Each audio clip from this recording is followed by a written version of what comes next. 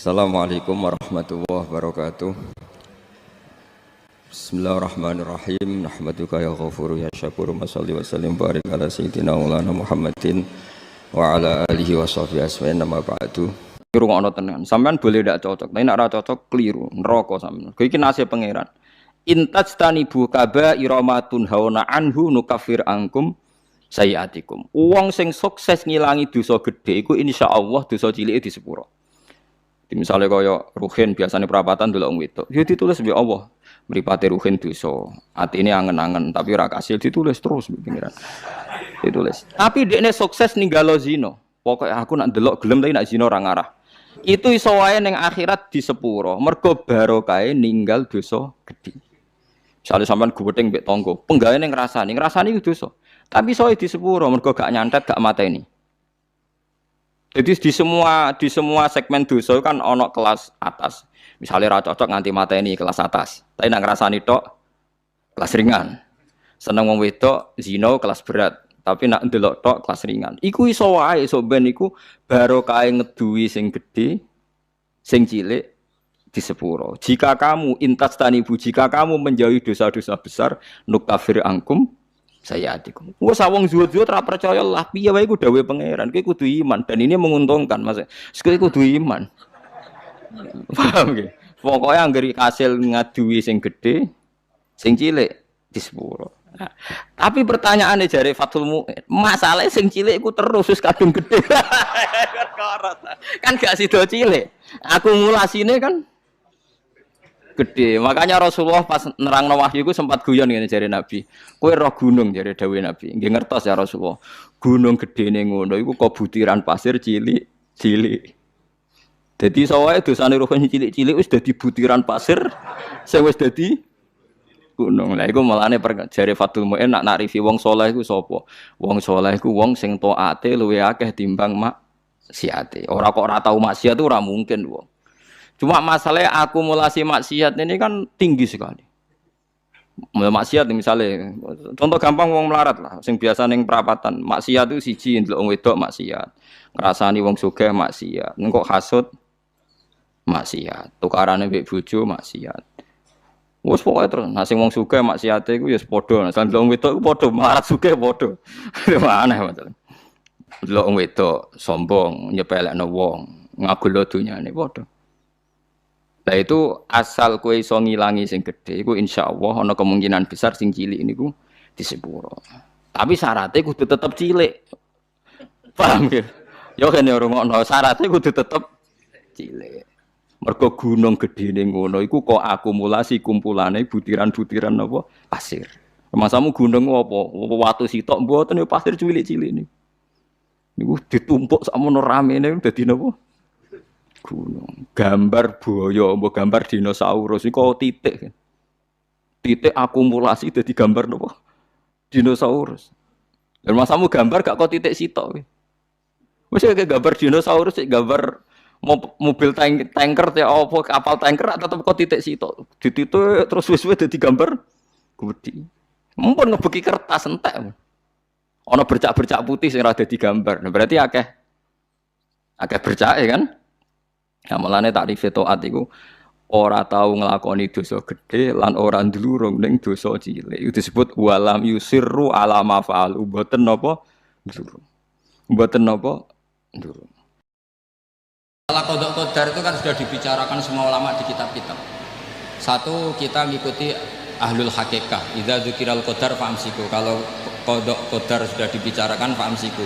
Kamu harus diam di situ. Karena pertanyaannya gini, kalau kamu orang soleh, dan semoga Anda pelatihan jadi orang soleh, itu melihat Allah sudah menentukan semua itu keren. Saya bangga punya Tuhan yang sudah tahu nasib saya kayak apa nanti.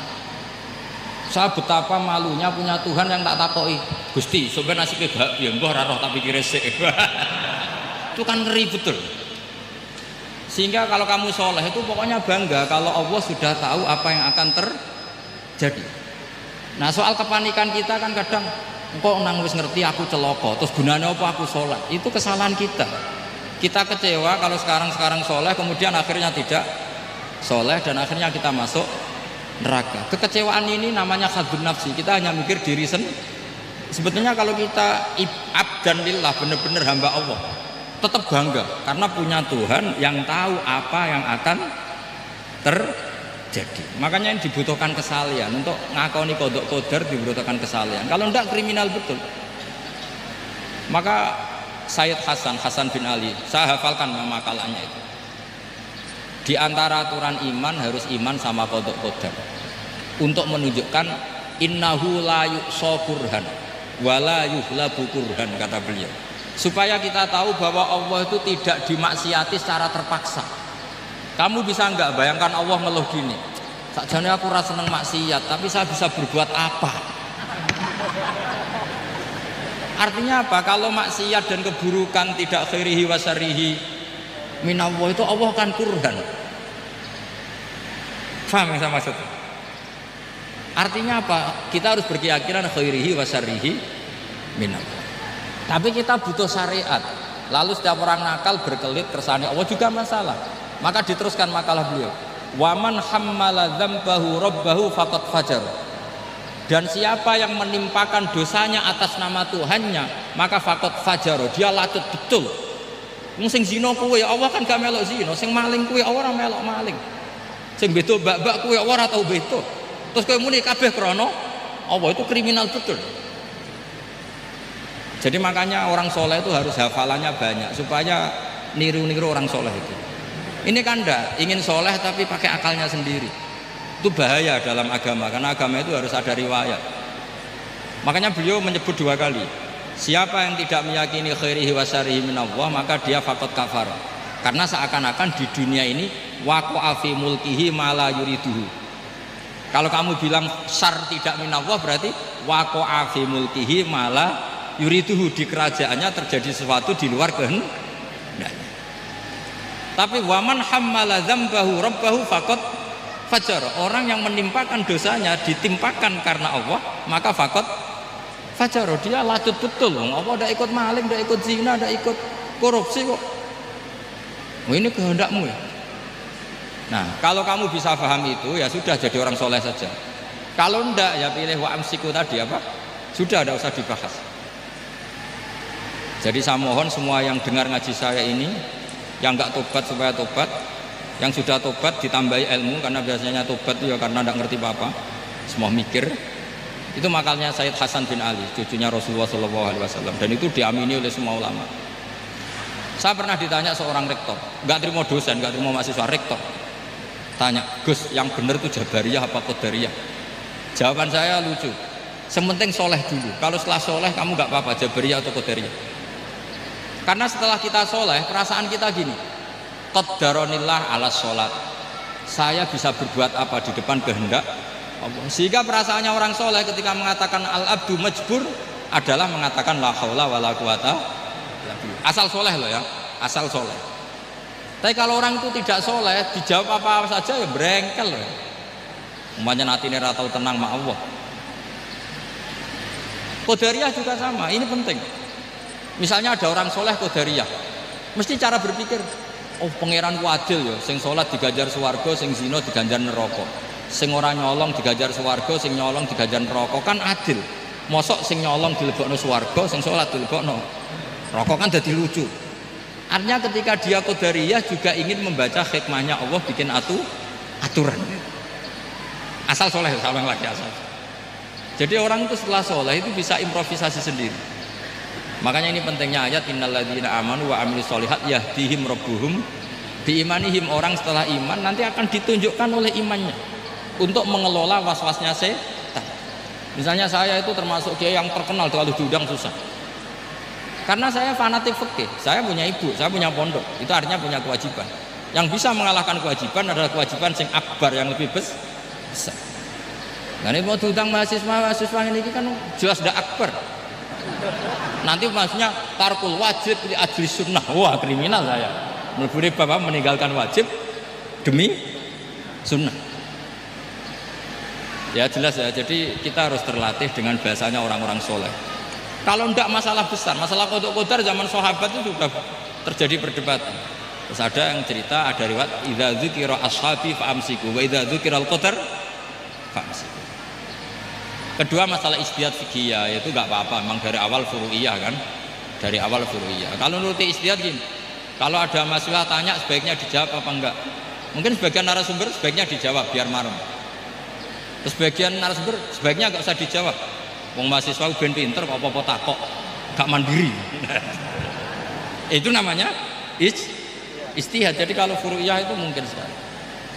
Ya ini saya masih punya waktu 2 menit, masih satu pertanyaan itu hoax tadi yang 50 menit enak. Kan itu orang hebat. Apa yang dipilih? Apa berdasar definisi? Apa berdasar kehendak yang milih? Lo kok mulai do pinter, tumben do pinter. Alam raya ini milik Allah.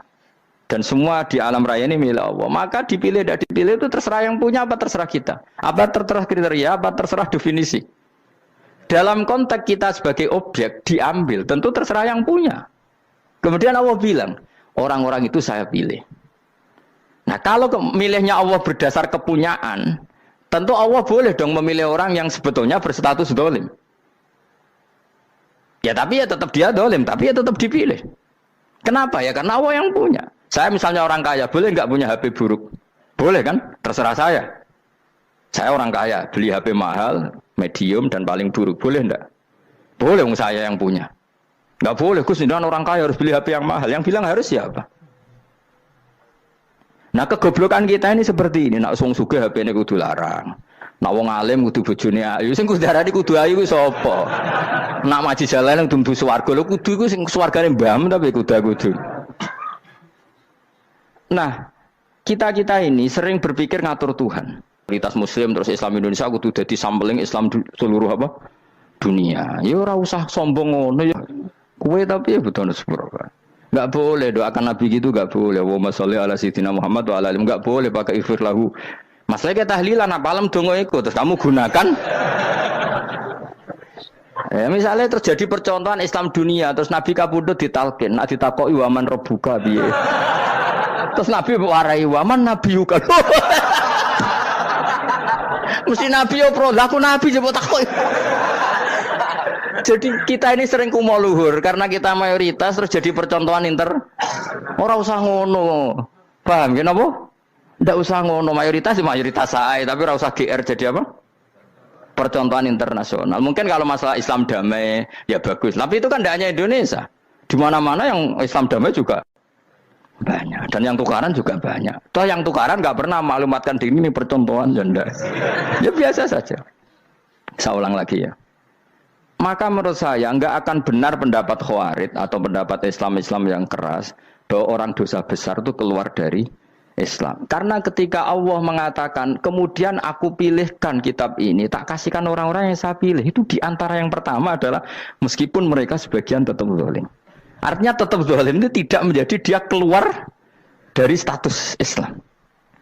Paham ya? Sekarang saya tanya, yang dikatakan warga Indonesia itu siapa? Ya siapapun yang bergeografis di Indonesia, lahir sebagai akte Indonesia, ya orang Indonesia.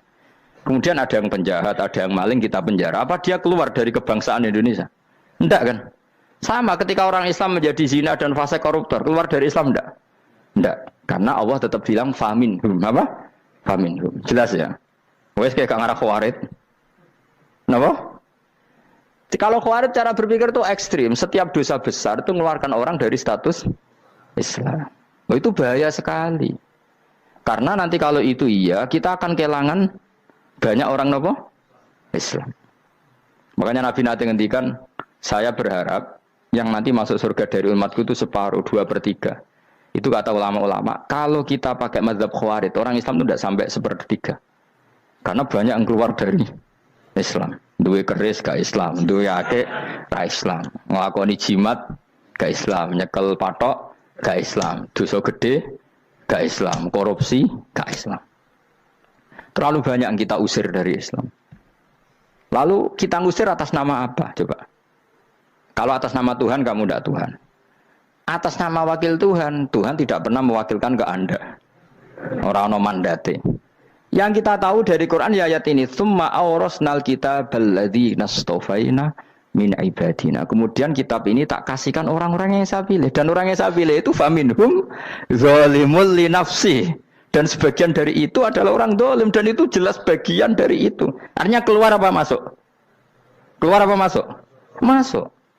Meskipun ya yang zalim tetap berstatus zalim, kayak warga Indonesia, ini semua warga Indonesia. Paham ya? Yang maling ya tetap warga Indonesia, meskipun ya tetap maling. Jelas ya? Betul ora gitu. Makanya ahli sunnah itu pendapatnya falam nukafir mu'minan bil wisri. Kita tidak akan mengkafirkan orang mukmin hanya karena melakukan dosa. Kenapa ya? Karena Allah bilang faminhum setengah sangking itu masuk bagian. Dan itu luar biasanya Allah disebut istofaina. Tetap orang-orang pilihan. Maka ini penting saya utarakan supaya kita ini tidak sok-sokan ya. Terus yang zalimul li nafsi pun potensi dimaafkan sama Allah. Asal dia tobat, dan tobat itu sama Allah nggak ada batasnya. Malam yuhur kiri sampai apa? Nafas apa? Terakhir. Dan kadang orang itu sebetulnya nggak niat tobat, cuma ada perilaku tertentu sehingga dadian Allah itu simpati. Itu juga banyak yang diterima tobatnya Allah. Makanya kata ulama-ulama itu, istighfar itu tidak syarat diampuni. Yang menjadi orang terampuni itu kehendak Allah. Istighfar itu bagian kecil dari syarat-syarat itu. Bisa saja orang tanpa istighfar tapi diampuni Allah. Misalnya Allah dawuh wa yaghfiru ma duna dzalika limay yasha. Itu bukan limay yastaghfir tapi limay yasha. Contoh masyhur kan, kamu pernah dengar kan, ada orang nakal itu, mumisa itu ya kira-kira lonte atau apalah. Dia datang pulang ketika melihat anjing ngeleti pasir, dia berpikir ini kehausan kayak saya. Kemudian dia turun ke sungai memberi minum anjing itu, kemudian Allah memaafkan dia karena itu. Pas itu di semua hadis riwayatnya dia tidak pernah istighfar. Terlalu punya perilaku yang menjadikan dia diampun. Banyak enggak seperti itu? Banyak, makanya wa yaghfiru ma duna dzalika limayasa. Mayasa itu ya yang digedaki Allah. Bisa saja kalian ini sering istighfar tapi enggak dimaafkan Allah. Tapi delala punya satu perilaku yang cara Allah itu penting, kemudian dimaafkan. Kayak Saharatu Fir'aun itu dia tidak pernah istighfar, tukang sihir Fir'aun. Dia diampuni Allah, dikasih iman tuh gara-gara jadi wong Jogja. Terus ngono tok. Jadi pas mau duel adu sihir. Iku dalah dekne mendingan ya. Qalu ya Musa imma antulqiya wa imma annakuna nahnul mulkin. Monggo jenengan riyen napa kula riyen. Dadi gara-gara dekne didikan Jogja niku. Lah wong ape duel, mestinya tarung itu semakin cepat mengambil kesempatan kan semakin menang. Ini sudah jelas tarung. Ngapunten jenengan riyen napa kula. Lha iku pangeran itu terus simpati. Wong kok sopane ngono apa? Akhirnya Allah memberi iman gara-gara apa? Imma antulqiya wa imma annakuna nahnul mulkin. Monggo jenengan riyen. Lah Musa juga, Allah juga gak terima kalau nabinya kalah sopan. Sehingga Allah memerintahkan Musa adalah sopan. Mboten jenengan mawon. Jadi Nabi Musa qala bal alqu. Jadi Nabi Musa enggak jenengan riyen mawon. Jadi coba itu kan unik. Dia tidak ingin diampuni Allah, tapi adalah dia punya satu perilaku yang menjadikan Allah itu simpati, yaitu kesopanan dia dengan Nabi Musa. Imma antulqiya wa imma annakuna nahnul. Nabi Musa juga bilang qala bal alqumu go jenengan riyen mawon. Akhirnya sakar nggih nak ngoten. Makanya Firaun itu mangkelnya bukan main. Ketika pertunjukan itu akhirnya kan Saharatu Firaun kan kalah. Setelah kalah langsung iman. Maka kata Firaun, ini jelas Musa itu guru kamu. Cuma pura-pura saja kamu pro saya. Lah buktinya apa? Jare buktinya tadi monggo-monggonan gitu. Makanya Firaun bilang innahu lakabirukumul ladzi 'allamakumus sihr. Wah, iku mesti Musa iku gurumu. Padahal dia gak kenal sama sekali. Cuma gara-gara monggo-monggonan tadi itu akhirnya terus pikirannya Firaun, wah, mesti wis kenal suwi, mau gayane tok. Mergo gara-gara monggo jenengan riyen. Mboten monggo jenengan mawon. Jadi makanya sampean jangan putus asa. Makanya keliru sekali kalau kita bilang diampuni Allah nunggu istighfar. Enggak. Tentu istighfar penting, kita sepakat. Istighfar itu penting, kita sepakat. Tapi itu tidak satu cara-caranya Allah untuk orang bisa diampuni. Nabi misalnya ngendikan ana wa kafilul yatim ka hatani fil jannah. Coba. Orang sering istighfar sama kafilul yatim, kira-kira surganya cepat mana? Cepat kafilul yatim meskipun enggak istighfar. Boleh istighfar terus tapi medhit ra karuan. Tak jamin mlebu neraka. Alamatnya medhit jelas ning neraka aku roh. Wis jelas. Al-bakhil qaribun minan nar, jelas alamatnya deket-deket situ lah, paham ya? Wes jelas as-sakhi qaribun minallah, qaribun minan nas, baitun minan nar. Nah al-bakhil apa? Baitun minallah, baitun minal jannah, qaribun minan nar. Jadi yang medit itu ya deket-deket situ alamatnya sudah jelas deket-deket neraka. Ana wa kafirul yatim kahatini fil. Berapa? Apa semua yang dimaafkan Allah Nabi nyebut syaratnya istighfar? Kebahitan fil bakhar. Orang alim itu otomatis dimintakan maaf oleh langit dan bumi sampai iwak ning laut. Mulane jendur aku sebab jangan istighfar. Aku sing istighfar iki akeh sembrono. Langit bumi no. Mulane kula nu jarang istighfar bukan karena saya sombong, memanfaatkan istighfar mereka no. Dan saya yakin itu lebih mandi timbang istighfar saya. Mon koman fi samawati nglebokno Jibril, Mikail. Orang-orang keren no, makhluk-makhluk no, keren. Saya baru cari hadis yang wa innal muta'allim sing ijek belajar tapi belum ketemu. Nanti kalau ketemu tak kasih tahu apa? Karena hadisnya yang saya baca masih wa innal alim apa? Orang alim jadi agak ketat. Nah, nanti kalau sudah ketemu wa innal muta'allima. Nanti dicari. Tapi pasti palsu kalau ada itu. Karena semua tagnya itu apa? Alim. Atau ya kamu alim dibanding yang di bawahnya ya semoga itu masuk apa? Jadi dibanding orang Papua kan harus alim. Saya ulang lagi ya, ini penting sekali. Jadi latihlah jangan punya gerakan takfiri orang lain dianggap kafir, orang lain dianggap kafir karena Allah tidak pernah mengusir hambanya. Meskipun apapun salah dia kata Allah tetap faminhum. Apa? Faminhum. Hum itu rujuknya ke yang depan. Jadi termasuk orang-orang yang saya pilih adalah faminhum zalimul li nafsi. Tetap dia di arena itu. Nisbatnya Islam ya tetap di area Islam itu. Meskipun yang ya kayak warga Indonesia coba. Warga Indonesia itu siapa yang terlahir di Indonesia dan ber-KTP berkartu keluarga Indonesia sudah. Nanti tentu yang bajingan tetap bajingan, yang koruptor tetap koruptor. Tapi menjadi warga Indonesia atau keluar dari warga Indonesia? Tetap warga Indonesia. Kira-kira seperti itulah analoginya. Tetap istofaina tapi tetap berstatus faminhum dalim. Tapi rujuknya kan tetap faminhum ikut setengah sangking alladzinas tofaina. Mulane ngaji sing tenanan. Kowe ora usah anut khawarit. Khawarit itu apa? Ngamukan. Sidik-sidik wong liya salah itu apa-apaanan. Loh saya juga mangkel be wong dolim. Semua orang soleh mangkel be wong dolim. Tapi ya dihukum saja. Misalnya dalam Islam ada qisas, ada had, ada hadul qadzaf, hadus sariko. Ya hukuman saja. Tapi hukuman itu tidak bisa menghilangkan status. Ya sama seperti manusia tetap manusia. Meskipun apapun dia ya manusia. Ya tadi misalnya manusia itu siapa? Ya manusia itu ya manusia. Terus kamu bikin orang yang standar ideal manusia adalah yang berperilaku baik, yang enggak pernah salah. Kemudian kalau Zaid itu maling berarti tidak manusia. Terus barane apa? Ketek. Tidak bisa. Makanya kembali lagi dinul aja. Kamu bikin definisi manusia itu tidak usah seangkuh itu. Manusia seperti ini manusia ya sudah. Maling ya manusia, orang soleh ya manusia, orang sedengan ya manusia. Lelaki itu apa? Yang punya alat kelamin penis itu lelaki titik sudah. Sehingga nanti warisannya ya dia lelaki. Sholatnya dia bergaya. Kamu tidak usah bilang gini, lelaki adalah yang cakap memimpin, yang maco, yang kuat. Jika kalau tidak seperti itu namanya perempuan. Terus kamu membolehkan yang seperti ini jadi makmumnya perempuan. Imamnya perempuan sing maco. Kacau enggak kalau agama nuruti logika-logika itu? Enggak jawab aja. Kacau. Lalu lucunya sekarang banyak kecerdasan yang mengarah ke sana. Makanya agama ini jadi kacau. Karena sudah ada dinul ajais. Agama ini agama ummi. Ya agama ini agama ummi. Kata Allah, huwallazi ba'atsa fil ummiyin. Ummiyin itu lugu-lugu itu polos.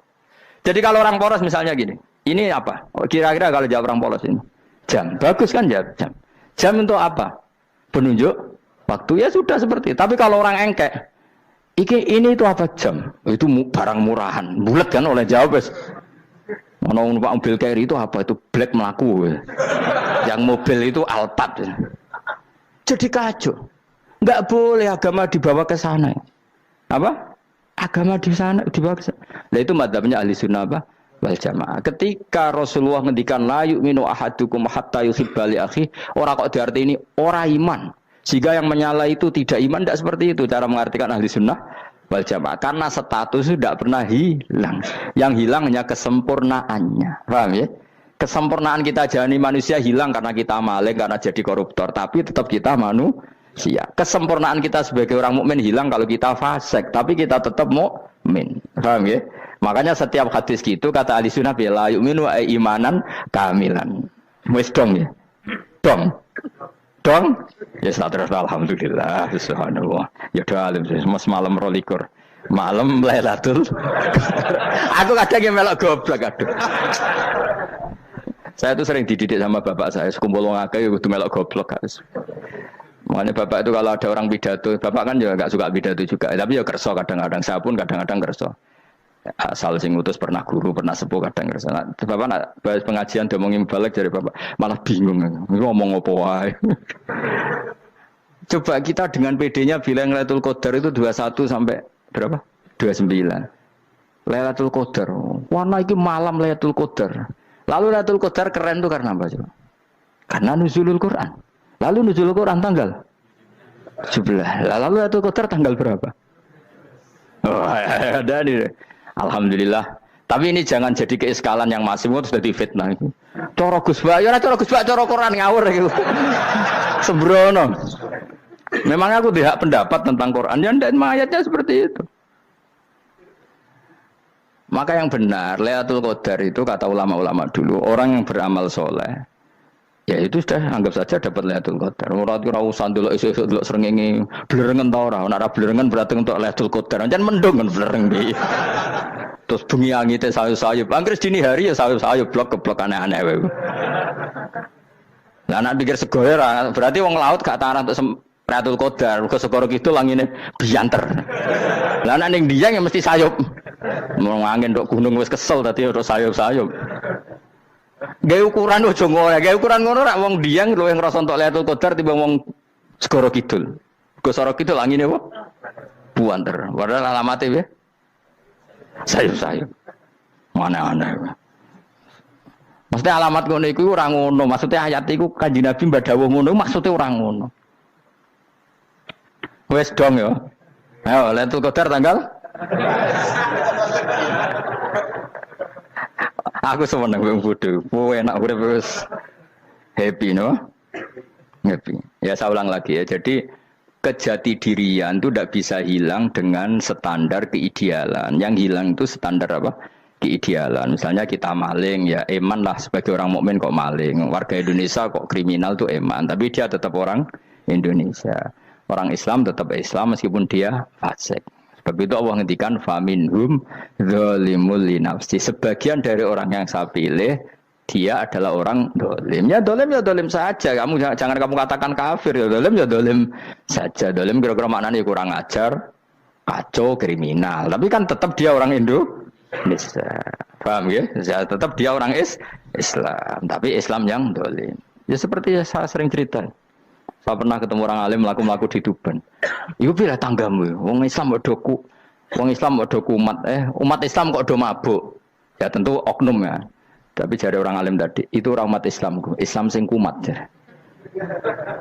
Jadi orang Islam itu hanya dua, umat Islam sama Islam yang kumat. Jadi kalau pas fasik ya Islam kumat. Kalau pas waras umat Islam. Ya sudah itu bolak-balik. Ya, jadi umat Islam.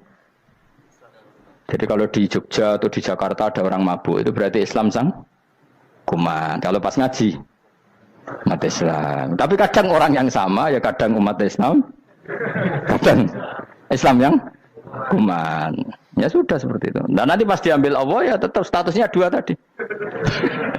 Umat Islam dan Islam yang kuman. Jadi jelas ya. Jadi jelas sekali makanya orang Khawarij itu kata Rasulullah syarrul khalqi wal khaliqa. Ela makhluk itu orang Khawarij karena dia menghilangkan status kejati dirian. Itu bahaya bagi kelangsungan negara maupun agama. Jadi misalnya kalau orang nyuwun sewu misalnya ada orang kriminal di Indonesia, terus dianggap gak warga Indonesia, terus mau dibuang kemana? Coba. Sama kalau semua orang Islam yang salah dianggap kafir, terus lalu mau kamu buang kemana? Padahal dengan kamu katakan kafir, artinya dia sudah tidak wajib sholat. Orang kafir tidak wajib sholat, tidak wajib puasa. Apa tidak lebih ngeri? Karena dia tidak berkewajiban melakukan ibadah-ibadah Islam. Berarti Anda lebih ridho dunia ini rusak. Jadi kalau misalnya Zaid karena megang patok kuburan atau melakukan dosa besar kamu katakan kafir. Setelah kafir dia wajib sholat tidak? Tidak kan? Wajib puasa ndak? Berarti kan malah jura-juran. Karena mendorong orang keluar dari ring permainan kesalehan. Tapi kalau kita katakan Islam, kemudian kita bina. Kan ini jadinya aset. Dengan kamu katakan Islam artinya menjadi aset kan? Bandingkan kalau kamu katakan keluar. Paham ya? Makanya Nabi ngendikan umatku itu apa? Khawarij. Karena ini bahaya. Bahaya. Negara juga gitu. Andai kan kita berpikir ekstrim, yang melanggar negara tidak warga Indonesia. Yang demo tidak warga Indonesia. Sing beda pendapat dengan pemerintah enggak warga Indonesia, negara ini habis. Kehilangan 50% warga Indonesia. Ya biasa saja, yang salah ya salah, tapi tetap warga Indonesia. Kalau secara aturan hukum harus dihukum ya dihukum. Asal objektif, asal adil. Kayak misalnya santri saya, yang santrinya Gus Bak itu siapa? Ya pokoknya sing ngaji. Kamu enggak usah pakai definisi ideal, sing ngaji, sing paham, sing ora ngantuk, sing pinter. Yo ngiyai dul kok. Mana. Jadi nek sing bener piye? Sing santri Gus Bak piye? Ya sing ngaji. Lah sing piye ya pokoke anggere sing teko ngowah-ngowah ya wis melok mlebu. Ora paham yo ngaji, paham yo ngaji. Wong didelok kolange itu pokoke anggere sing teko ngono. Malaikat ora niteni sitok-sitok itu paham to ora iki. Oh malaikat itu ono sing drengki disalahno pangeran kita jamin. Tapi bukan malaikat elit sing didrengki ora malaikat elit, malaikat awam napa? Masyhur itu kan. Innalillahi ta'ala malaikatan sayakhina fil ardi yabtahuna khilaqal dzikr. Terus Allah punya sekian malaikat yang tukang mencari-cari tempat dzikir. Khilaqul dzikri itu tempat-tempat halal haram, tempat-tempat ngaji. Kalau orang toreko ya tempat wiridan oleh maknanya. Tapi kalau orang fikih maknanya tempat diajarkannya halal dan haram. Terus setelah ketemu orang ngaji terus kata para malaikat sing apian, halumu ila buhyatikum. Ini tempat kamu, ini orang ngaji. Kemudian ada malaikat yang agak hasud, tapi entah gimana hasudnya. Pokoknya bilang gini, itu ada orang yang datang ke situ tidak niat ngaji, nyari temannya. Kebetulan temannya itu ngaji. Maka ya Allah itu jangan masukkan kategori yang ngaji, karena dia nyari situ nyari temannya. Kebetulan temannya itu ngaji. Tapi apa kata Allah? Hum alqaumu la yasqa bihim jalisuhum. Wes ngono lah, asal melok gabung tak sepuro kata Allah. Hum alqaumu la yasqa bihim jalisuhum. Mereka adalah kaum asal ikut duduk saja, ikut nimbrung duduk saja dengan niat yang macam-macam, tetap tak ampuni kata Allah. Tidak penting ya niat ngaji ku hiburan, alternatif dibanding ngomong sumpah ngadepi bojo. Wes gak penting kabeh. Soale anggere melok nimbrung sah. Enak loh? Nah, ya alhamdulillah. Ya sauni-unimu. Jadi agama itu pokoknya jangan kulino merubah kesestatusan. Makanya itu ibaratnya ahli sunnah napa wal jamaah. Setiap ada hadis la imana liman la ahdalah. Tidak ada iman bagi orang yang enggak nepati janji. Semua ahli sunnah nafsiri gimana? Tidak ada iman sempurna, tapi dia tetap mukmin, cuma tidak sempurna. Tidak dihilangkan status mukminnya. Masa orang Indonesia kalau maling enggak orang Indonesia? Lalu kamu buat kemana dia? Ya tetap dia orang Indonesia meskipun tidak ideal sebagai warga Indonesia, tapi tetap orang Indonesia. Jelas ya. Tadi summa awrasnal kitabal ladzina istofaina min ibadina. Terus orang yang istofaina itu berstatus faminhum zalimul linafsi. Tapi tetap istofaina, tetap orang-orang apa? Pilihan. Karena kita alhamdulillah apapun fase kita dipilih Allah menjadi orang Islam. Alhamdulillah alladzi hadana li hadza ma kunna linahtadiya laula an hadana Allah. Dan kita alhamdulillah dengan segala kekurangan kita tetap dipilih Allah menjadi muslim. Ora terima muslim pembawa jalalan, enggak keren ta Mas. Jas no. Jas muslim pecinta Lailatul Qadar. Meskipun salah tanggal. Ayo gumun wae wong. Gak tau mikir ono to kan. Iya, soalnya aku lah ya yakin itu Qadar tanggal 21. Karena suara mayoritas suara Tuhan.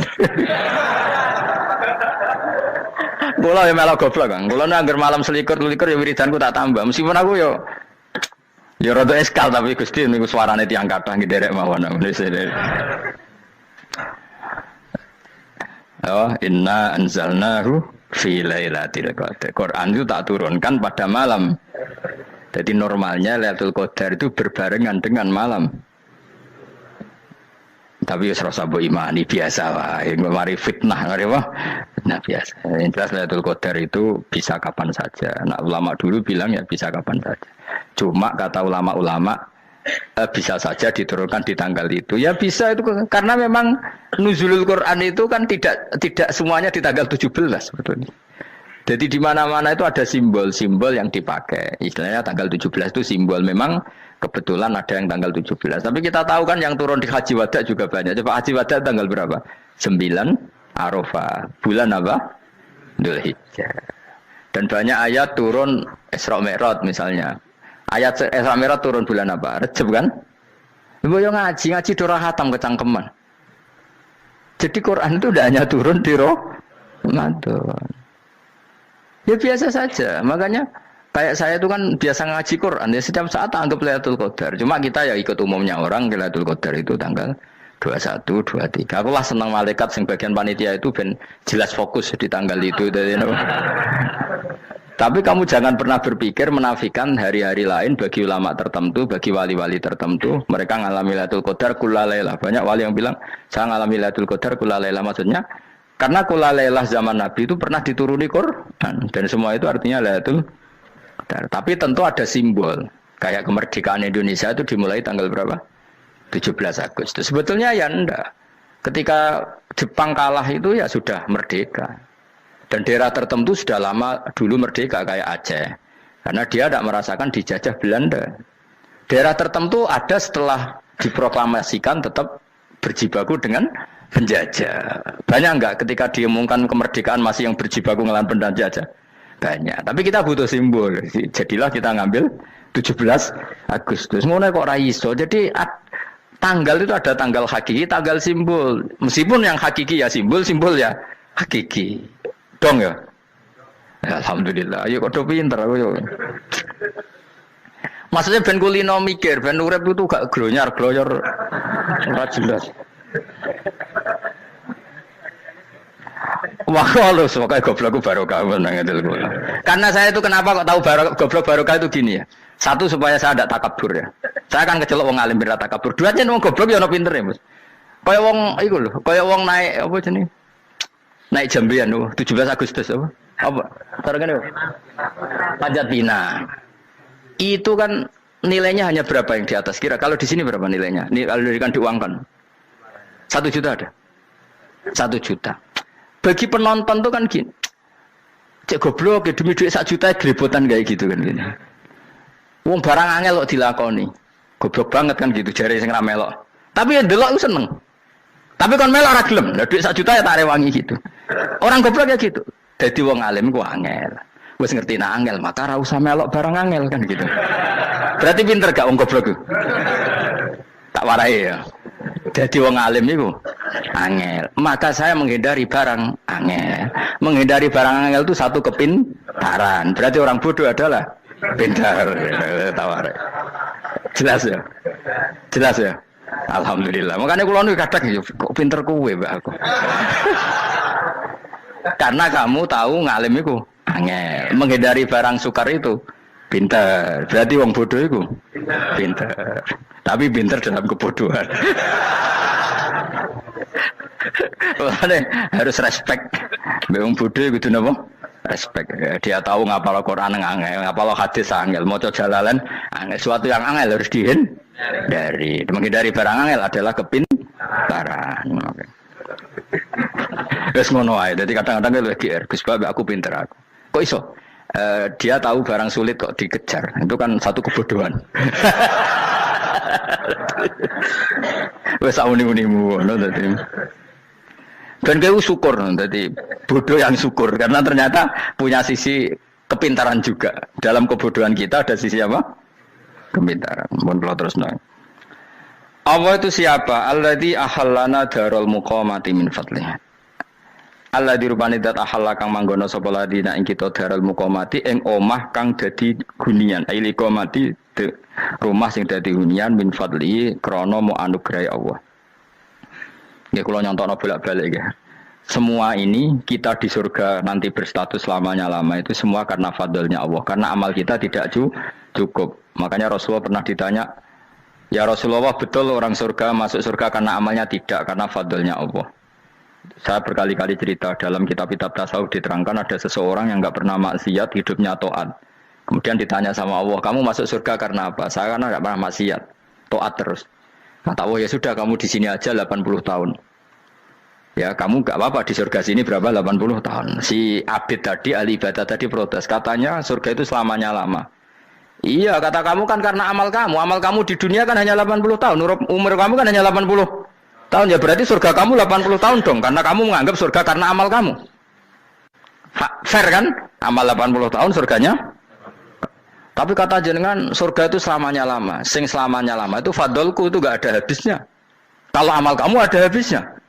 Terus kata orang tadi, ngimpun Gusti kula mbusga fadole jalan. Gak aku kecewa jare. Jadi orang itu harus pakai logika. Makanya agama ini ojo nuruti cerdas sing gak punya sanad. Lalu gunanya amal apa? Kalau kita masuk surga mergo fadole pangeran bocah kok geblek gendeng campur gak di sanad. Kita ini punya sanad dari guru-guru kita. Kalau semua surga Allah mensifati itu min fadli. Ada unsur fadlnya Allah meskipun kita ngamal. Karena tadi kalau karena amal kita hanya sak soleh-solehmu 80 tahun. Iku enak soleh terus. ABG puber pacaran tua dadi mubalek ya to ora. Ayo ngaku ae. Tuane delok nduang dutan gede-gede sunah Rasul. Coba kewapir suwi bareng Islam anyaran sudah mubalek banyak. Artinya enggak 80 tahun total kita jadi orang apa? Soleh. Mustafa teteng soleh ya lagi gayane saiki khusuk. Bisa numpak trail gaul. Untung rengono Harley dhisik. Nah, kalau karena amal kita berarti kita di surga hanya 80 tahun. Terus kata Allah, ya tapi kata jenengan surga selamanya lama. Yang selamanya lama itu fadl saya. Anugerah saya itu tanpa batas. Makanya kita tetap yakin kita seperti ini nanti di surga itu kabeh fadlih Allah. Seperti nas di sini apa alladzi ahallana darul muqamati min fadli. Bukan karena amal tapi apa min fadli. Bahwa amal kita itu ikut dipertimbangkan iya, tapi ya termasuk yang dipertimbangkan, bukan segala-galanya. Yang paling menjadi abadi di surga adalah fadlih Allah karena fadl dan rahmatnya Allah itu yang tidak terbatas. Jelas ya nama ayatnya apa? Alladzi ahallana darul muqamati min fadli. Laya masuna orang kepona ing kita fiya ing dalem jannah apa nasabun apa kangelan eta abun dese kangelan walaya masuna lan orang menyentuh nek ing kita fiya fil jannah apa luhu pun apa kerepotan. Iya untuk kesip kepayahan minatabi saking repot. Li ada mitaklifi krana ora anane mukallaf fiya ing dalem jannah. Ning swarga supaya enak ora perlu traweh, ora perlu macem-macem. Semen kelon nabi dari sing nganggur-nganggur semen kelon. Nak sing saleh-saleh papan atas sesuwan pangeran sesuai kelas masing-masing napa? Sesuai apa? Kelas masing-masing. Nah sing kuapok melarat menapa numpak ampat ngalor gitu tuwabrakno bariku njaluk meneh tuwabrakno meneh. Saking dendame ning donya ora alpat ra iso numpak. Dadi numpak kan ya templono jurang wae ya. Bariku njaluk apa? Anyar meneh bojo ngono sing wayu buak gentine. Saking dendame di bojo elek ning donya. Serapo bos gak masalah ini swarga aman apa? Wa dzikrusani uta nyebut sing kedua atabi'i kang anut lil awali maring sing awal kuwi tasri karo nyeplosno binafsi lan nafekno lugu. Maksudnya nasab manane repot, lugu yo manane repot kok diatafno berarti bener-bener ning akhirat iku yo ora ono repot, ora ono kangelan. Waladina uta wong akeh kafaru kang kafir sapa ladina, iku lahum tetep kedhe ladina naru jahannam mauten neraka jahannam. Orang-orang kafir itu pasti masuk neraka. La yuqta. Maksudnya kafir dan dengan definisi yang mati alal kufri. Kalau masih di dunia kamu tidak bisa menvonis si A si B pasti kafir karena finalnya adalah di husnul khotimah atau suul khotimah. Maka status sekarang. Kita dikatakan mukmin ya sekarang, yang sedang kafir ya sedang kafir. Bisa saja yang sedang fasik nanti mati soleh, yang sedang soleh nanti mati fasik. Makanya kita enggak berhenti doa apa ya muqallibal qulub tsabbit qalbi ala dinik, karena kita tidak pernah tahu. Makanya status kafir ya wa matu wa hum kuffar. Sebagian ayat apa wa matu wa hum kuffar, status yang permanen adalah dalam keadaan mati, dia dalam keadaan kafir. Tapi kalau masih di dunia gini enggak jelas. Makanya saya suwun ya, kalau kita harus toleransi sebagai warga Indonesia, kalau kamu orang alim, toleransi atas nama agama, karena yang sedang kafir pun tidak jaminan selalu kafir. Jadi kita tidak perlu musuhan, karena memang semuanya tidak mesti. Ya itu kalau atas nama nopo agama. Kalau atas nama negara ya memang kita berkawan atas nama sama-sama bangsa nopo Indonesia. Kalau atas nama agama ya memang nggak mesti juga. Bisa saja mereka husnul khotimah, kita tidak pernah tahu. Makanya Allah bilang wa qulul linnasi siapa husna, dengan siapapun yang baik. Lah soal nak diperangi kita perang ra kudu wong kafir. Lah bela ape dibaca wong Islam ya males. Lagi meneng ae disembelih. Wah. Ya soal itu kan bab sial, bab mempertahankan apa diri. Itu udah harus dengan orang apa? Kafir. Misalnya ada penjahat mau membunuh istri kamu tentu dibolehkan Islam melawan. Paham ya? Makanya di kitab-kitab fikih diterangkan ada bab di mana harbi itu kafir yang melawan kita itu boleh kita lawan. Tapi kata sarah-sarah itu udah harus kafir. Dalam konteks apa? Kita mau digarong orang atau istri kamu mau diperkosa orang, ya kamu wajib melakukan perlawanan. Jadi tidak adifa anil dzali apa adifa anil nafsi. Makanya Nabi mengatakan mangkutila duna mali bahwa syahid. Jadi itu kan disiplin fikih. Makanya ngaji ya. Makanya tatus soleh juga gitu. Orang soleh yang sedang soleh nggak boleh kumo luhur, bisa saja suul khotimah. Kita punya cerita banyak. Misalnya Khalid bin Walid, Wahsi itu kayak apa Nabi bencinya sama Wahsi karena pembunuh Sayyid Hamzah. Tapi dia mati husnul khotimah. Sa'labah yang punya gelar merpatinya masjid karena selalu itikaf malah suul khotimah. Kita tidak pernah tahu. Dan tidak pernah tahu itu bagus. Karena menjadi mawas diri, menjadi tawadhu. Tawadhu itu ekspresinya macam-macam. Boleh ada ya ulama yang ini cerita aja ya. Ada ulama yang mau dicucup, alasannya didik santri atau masyarakat biar hormat sama orang alim, itu ya benar. Ada ulama yang nggak kerso dicucup, alasannya saya sendiri untuk melawan ujub saya, keangkuhan saya, kesombongan saya. Ini namanya istihad. Boleh bebas orang boleh. Kenapa? Istihad. Abdullah bin Mas'ud itu nggak senang punya santri derekno dia, karena kata beliau dilatan ditabe wa fitnatan lil mabuk. Yang derekno itu hina, dia khawatir kumo luhur apa? Kiai kalau kelamaan di derekno itu kan kumo luhur. Kadang gawa rokok era gelem, ono sing gawakno. Bahkan nyumet era gelem ono sing nyumet. Padahal kok film geng Cina ae. Geng Cina kan padha kan. Kadang kene bangga wong kok geng Cina kok apa? Tapi banyak juga ulama yang mau biar gue iling-ilingan di. Enggak apa-apa, semua itu istihad. Napa semua itu enggak apa-apa kita. Makanya saya itu ya kadang salaman, kadang enggak. Karena istihad kita banyak. Uwais Al-Qarni itu enggak mau salaman. Bukan karena dia menolak salaman. Dia takut kalau ada tradisi begitu, orang dicucup-cucup terus sombong. Itu juga bahaya bagi yang dicucup. Tapi ya salaman tetap sunat. Kita tetap yakin salaman itu sunat. Karena mendidik anak atau masyarakat hormat sama orang alim. Tapi kalau itu terlalu masif, nanti orang yang abal-abal menjadi keangkuhan. Delok wong sakmenake nyucup aku kabeh, keren gak? Keren apa nih? Soalnya jenengan ditakdir pun rokok aneh-aneh. Enggak ada yang keren di dunia. Yang keren adalah makanya Salman Al Farisi ketika dia sukses menaklukkan Persia, itu mau syukuran. Kata Salman Al Farisi, enggak Jong. Kalau saya nanti masuk surga, saya mau syukuran, tak undang kan. Kau juga punya rencana syukuran di surga, nanti tak undang sama. Dan enak kan enggak usah biaya undang, pesta besar-besaran. Biar nak seneng dugem-dugem ning kono ora ono maksiat. Sekono go babonmu, widadarimu go. Piro kan widadari ora jare 70. Piro Mas? Engke rencana piro Mas? Piro? Rukun 70 Mas. Nanti tak undang. Saya punya rencana, pokoknya sekali masuk surga bersyukuran besar-besar. Kayak tak undang ra ono berarti ning neraka.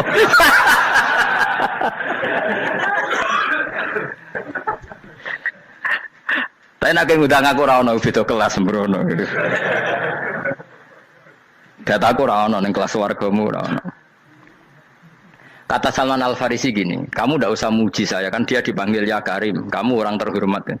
Kata Salman Al Farisi, in dakhaltul jannah fa ana karim wa in dakhaltun nar fa ana laim. Jadi saking sopannya ashabu Rasulillah itu ada yang dipanggil ya Karim aja tidak mau. Tunggu Jung ya, panggilan itu sematkan saya nanti ketika saya masuk surga. Kalau saya masuk surga fa ana karim, saya berstatus orang mulia. Tapi nanti kalau saya masuk neraka fa ana laim, saya orang yang terhina.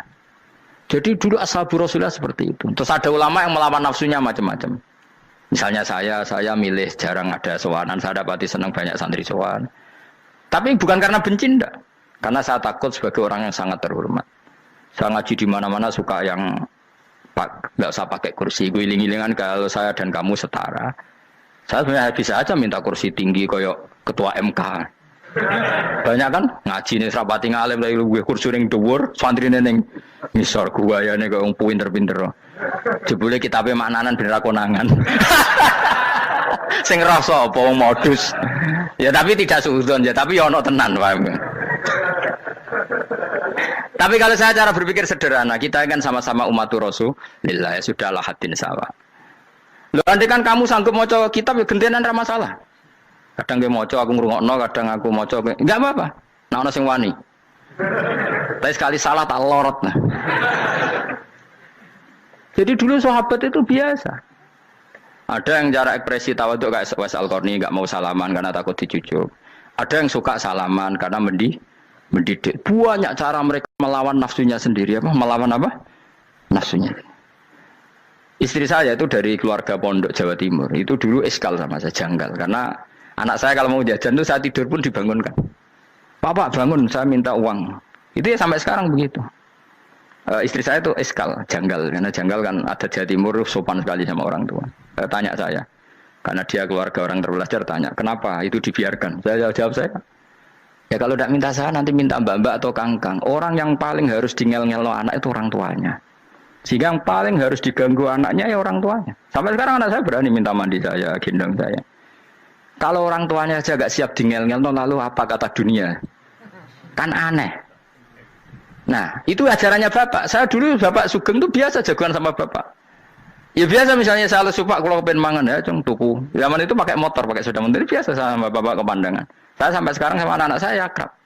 Karena pikirannya orang tua saya dulu ajarannya yang paling berhak ngel-ngelo anak ya orang tua. Ini kan gak fair. Kita sebagai orang tuanya digugah gak terima, kon ngedusi gak terima, kon nyawi gak terima, orang lain disentak suruh nyawi. Dan orang lain itu pembantu hanya karena kamu gaji. Kamu gaji seberapa? Hubungan anak dengan pembantu itu kan karena uang. Kamu ingin berbasis hubungan hanya karena itu goblok sekali. Hanya istri saya nerima. Jadi ini bukan berarti saya bikin konsep begitu ya. Ini cerita saja. Banyak guru-guru kita termasuk orang tua saya kalau ngajarkan gitu. Tapi ya tentu ada orang yang ngajarkan anak oleh gugah wong tuane pas turu. Ya kalau pas turu ada alternatif ibunya nggak apa-apa. Kalau nggak ada ibunya juga nggak ada. Terus alternatifnya orang lain kan buruk sekali. Kalau alternatifnya orang apa? Lain. Tapi orang tua kita kadang kesuwen oleh didik adab berlebihan sampai anti ilmu. Ya itu tadi didik adab tapi anti. Ojo gugah wong tuamu, wong turu digugah. Akhirnya Nyon Sewu minta tonggo, pernah bulik bude yang kadang Nyon Sewu mereka sendiri susah kan, nggak punya uang kan terjadi kacau. Demi adab tapi menghilangkan ilmu. Tidak boleh, nomor satu itu ilmu baru adab. Coba orang paling berat ngel-ngelo anak harusnya siapa coba? Orang tua. Jadi mestinya pas kita turu digugah ya santai wae, ini sudah tepat. Nah kecuali ngelama, artinya ngelama itu sudah jajan minta lagi lah itu kan ada ukurannya, tentu ada apa? Ukurannya. Tapi kalau fi awali marroh jajan hari pertama di hari itu memang jajan pertama kan nggak dolim. Kecuali minta yang ketiga keempat lah itu baru mungkin salah. Akhirnya istri saya nerima konsep ala saya ya sekarang ya menerima. Sampai sekarang saya biasa misalnya habis ngajar dari Sarang atau ngajar dari Kudus baru datang anak saya rewel minta jalan-jalan ya saya turutin karena menurut saya yang paling harus kangelan demi anak adalah orang tuanya bukan orang lain. Padahal saya punya santri loh, kalau mau keren-kerenan saya punya semuanya, tapi itu kan gak hukumnya Allah. Keren itu kan hukumnya manusia. Dia santri terus dia ini berak ngongkon itu kan hukumnya manusia. Hukumnya Allah ya gak ada. Hukumnya Allah ya wong tua be anak-anak be wong tua. Hukum liane gaweane manusa, sing penting ku anfusakum wa ahlikum. Nah, ora ono santri kaum barang ora ono. Gaya-gayanane mubalek ini umat saya terus dihitungi, ku apa-apaanan. Enggak ada dalam Quran, yang ada ku anfusakum wa ahlikum nar. Jadi yang penting hubungan orang tua anak. Nah, baru orang lain itu wa ila adin akhahum huda. Ya itu yang kedua ketiga. Tapi ilmu ini sudah banyak yang hilang, makanya banyak mubalek ngamuk anak. Bocah rasopan, wah aku nang jopo ning tinti wong wedi aku. Anakku dhewe rasopan. Lah bapak dhewe rasopan ya. Karena mendahulukan orang lain ngalahkan anak. Ketika anaknya rasopan dekne gremeng apa? Memangnya dia sopan cara hukumnya Allah dan Rasul. Ketika mendahulukan orang lain itu dalam status hukum Allah dan Rasul dia sudah tidak sopan. Ada dosen ngajar mahasiswanya dengan segala artikulasi terbaik, kemampuan bareng rangno anaknya sampai rasa-rasen. Ya gitulah baca sendiri di buku. Ya gitu. Karena di kampus dapat gaji, nambe anaknya rantuk gaji. Banyak orang mulang ngarepe wong akeh iso tenanan, nak mulang anake ra tenanan. Mergo nak mulang wong akeh diapresiasi, nak mulang anake kadang tinggal dolanan kadang. Itu tidak benar, tidak seperti itu Islam mengajarkan. Islam mengajarkan nomor satu ku anfusakum wa ahlikum, jaga diri kamu dan keluarga kamu. Makanya Rasulullah itu ngajari sholat, Hasan Husain diajarin sendiri cucunya, diajak ke masjid, diajarin. Meskipun jadi hanya sebagai seorang anak, numpaki Nabi ya dibiarkan, tapi diajari kebaikan, diajarin sendiri. Sampai Sayyid Hasan umur 8 tahun sudah menjadi rawi hadis karena memang diajari sendiri oleh siapa Rasulullah. Kayak apa?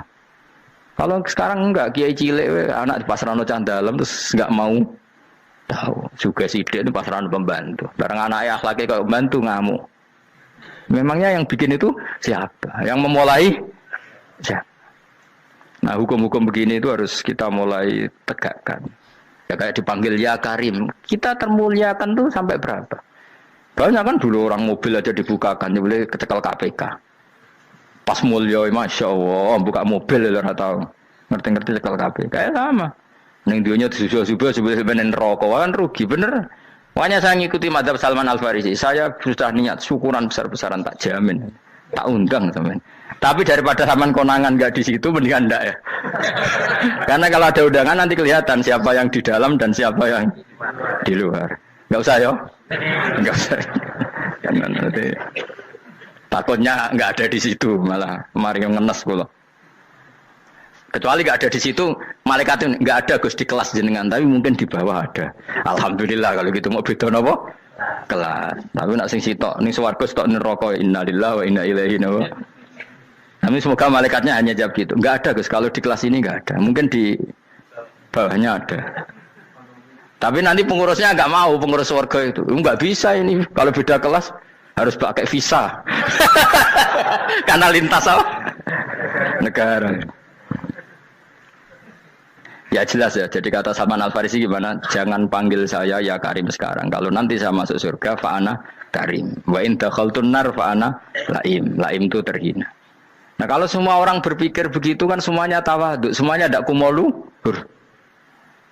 Ya karena ya dunia ini nggak pernah jelas. Makanya Nabi saja berdoa apa ya muqallibal qulub tsabbit qalbi ala dinik. Dat yang membolak-balikkan hati. Karena kayak apa kita mencintai Indonesia, mencintai masyarakat Indonesia. Tapi kayak apa kalau kamu sudah datang ke Singapura, rawang Singapura dinamis terus gerutu. Orang Indonesia itu pemalas, tidak kayak orang Singapura, dinamis maju. Tapi kalau urip di Singapura gak gelem. Tapi ini Indonesia men gerutu, orang Indonesia tidak kayak orang Singapura. Cara aku nak ngomong ngono gak usah urip ning Indonesia, kono urip di Budi. Singapura. Islam Indonesia gak mutu kok ada di Timur Tengah, jubahan semua gini-gini. Enggak ana wong goblok ra iso ngaji jubahan ya dene ra trimo goblok jubahan. Angel ngadepi wong lu angel. Terus kon piye? Sing biasa wae koyo kula jenengan wis biasa, wae ngaji-ngaji, wae turu-turu, wae mangan-mangan wis biasa wae. Dinul aja, agama kita, agamanya orang lugu. Yang penting hubungannya dengan Allah spesial bahwa kita yakin hidup kita namun bergantung kepada Allah Subhanahu wa taala dan kita selalu nyifati Allah nikmal maula wa ni'man nasir. Selagi Tuhannya Allah pasti kita ditolong. Apapun kondisi Indonesia, Tuhan kita tetap Allah, tetap ditolong.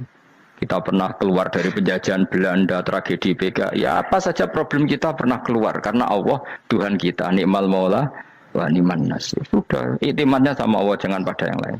Yang lainnya itu hanya aturan bernegara saja. Kita butuh presiden, butuh macam-macam. Itu aturan bernegara. Tapi kesejahteraan kita tetap Allah ni'mal maula. Karena kalau Allah yang enggak berkenan, Jawa dihilangkan les lewat ekuifaksi selesai. Atau meteor satu jatuh selesai. Makanya Allah selalu mensifati dirinya, saya yang memegang langit bumi, saya yang mengatur langit bumi. Beberapa benda langit enggak jatuh ke bumi karena saya, kata Allah. Inna wa yumsikus samawati wal ardo antazula wa la inzalata in amsakahuma min ahadim min ba'di. Kalau sistem alam langit itu hancur, semuanya hancur. Tapi kita enggak. Kadang-kadang membayangkan dunia enggak hancur itu kalau kestabilan negara. Negara tak stabil, kalau alam enggak stabil mau apa? Semuanya enggak koruptor, semuanya adil. Tapi diguncang gempa tetap selesai. Diundang faksi tetap selesai. Makanya Allah selalu mengingatkan kita amintum manfis sama yakhsifa bihumul ardo fa idza hiya tamur. Kenapa kamu merasa aman di bumi? Bumi ini setiap saat bisa likuifaksi, kata Allah. Karena bumi itu dzatis sodq, potensinya pecah. Tapi kalau kita ingat situ kan akhirnya bergantung sama Allah sambil bernegara secara benar, bertetangga secara benar. Susahnya apa sih hidup benar? Hidup benar itu nikmat. Kalau mboten nate urip susah. Ngerti masalah sing pangeran Gusti niki wae jenengan ya sudah selesai. Dadi nak tahlilan ojo ngrameni tok, dijiwai nikmal maula. Nikmat itu sebaik-baiknya, nikmat itu sebaik-baiknya. Artinya kita selagi punya Tuhan itu pasti nasib kita ya sebaik-baiknya. Ngomongin imal mola tapi mbek gerutu. Seramutu. Mengane ra dadi wali perkarane ya apa. Jadi wiridane wae tapi ra dijiwai, enggak boleh seperti itu. Tapi lumayan, timbang ora wali ra wiridan malah ra karu-karuan malah. La yuqda alaihi muradan putusna sapa alaihi ing atase ahlun nar bil mauti lan mati fayamutu mongko iso dadi mati sapa ahlun nar fayastarihu. Mongko iso istirahat sapa ngake. Jadi ahlun nar ketika disiksa minta mati. Maksudnya mereka minta mati itu tidak merasakan sakit. Tapi nyatanya mereka sudah tidak bisa mati. Berarti disiksa terus terus walai khafaf lan ora dendingan napa anhum saking ahlun nar min adabia saking siksa sinar torfata ini sak kedape mri jika kau mengkono-kono kabeh kama jazinahum tegese kaya oleh males ingsun wong akeh nadzi males ingsun kula kafurin ing saben-saben wong sing banget kafire banget ingkare ning Allah lan nikmat-nikmate Allah manane kafir bilya iklan ya yadzi wa nuni lan nun al maftuhah kados kita tidak yadzi tapi napa nadzi nggih kadhalika nadzi kula kafur yes ngono dunya biasa wae urip biasa wae. Masih biasa wae penting soleh di hati soleh rezeki yes minawas wae taluk wae pangeran ra usah sok suci ra usah sok bener dhewe biasa wae dunya wis kabeh kersane napa pangeran ya sudah seperti ini yang soleh kaya salabah malah akhirnya suul khotimah padahal dulu disebut hamamatul masjid tukang iktikaf gak tahu mulai ke masjid tapi akhirnya suul khotimah Wahsi sing mateni kekasih Nabi rupane mateni Hamzah ditakdir husnul khotimah. Makanya donga ya muqallibal qulub tsabbit qalbi ala dini kita tidak pernah tahu. Nah, kenapa kalau saya ngaji PD mereka aku muji pangeran, saya tidak pernah mikir awakku, tak penting awakku, penting muji pangeran. Ngaji itu artinya kan muji pangeran, muji ilmune pangeran ya sudah selesai. Itu anak gue donga itu mikir awakmu dhewe. Mulane donga mek ngaji ku derajate dhuwur ngaji, mergo ngaji muji pangeran, nak donga mikir awake dewi. Makanya masyhur itu ada dua kelompok di masjid, yang satu diskusi halal haram, yang satu berdoa. Nah, terus Nabi keluar dari rumah berdiri sempat ragu, saya kemana? Terus akhirnya Nabi ngendikan mereka itu berdoa kalau Allah mengabulkan ya disembadani. Tapi mereka belajar halal haram. Itu perintahnya Allah, saya sebagai Nabi. Terus akhirnya Nabi gabung kelompok yang belajar halal haram. Karena belajar halal haram artinya ingin menghidupkan hukumnya Allah Ta'ala. Tapi nak wong donga kepingine iku kabul kajate. Intine mikir awake dhewe. Makanya saya termasuk ulama yang jarang berdoa. Tapi ya berdoa tapi kadang-kadang. Nah kowe kan gak kontribusi ning agama ora pati ya donga. Oh dasar murahan. Ya tapi piye mulang ya ora payu. Jadi kadang-kadang kula dibantah. Lah jenengan mulangi payu Gus. Lah kula ora payu, donga-donga ngono.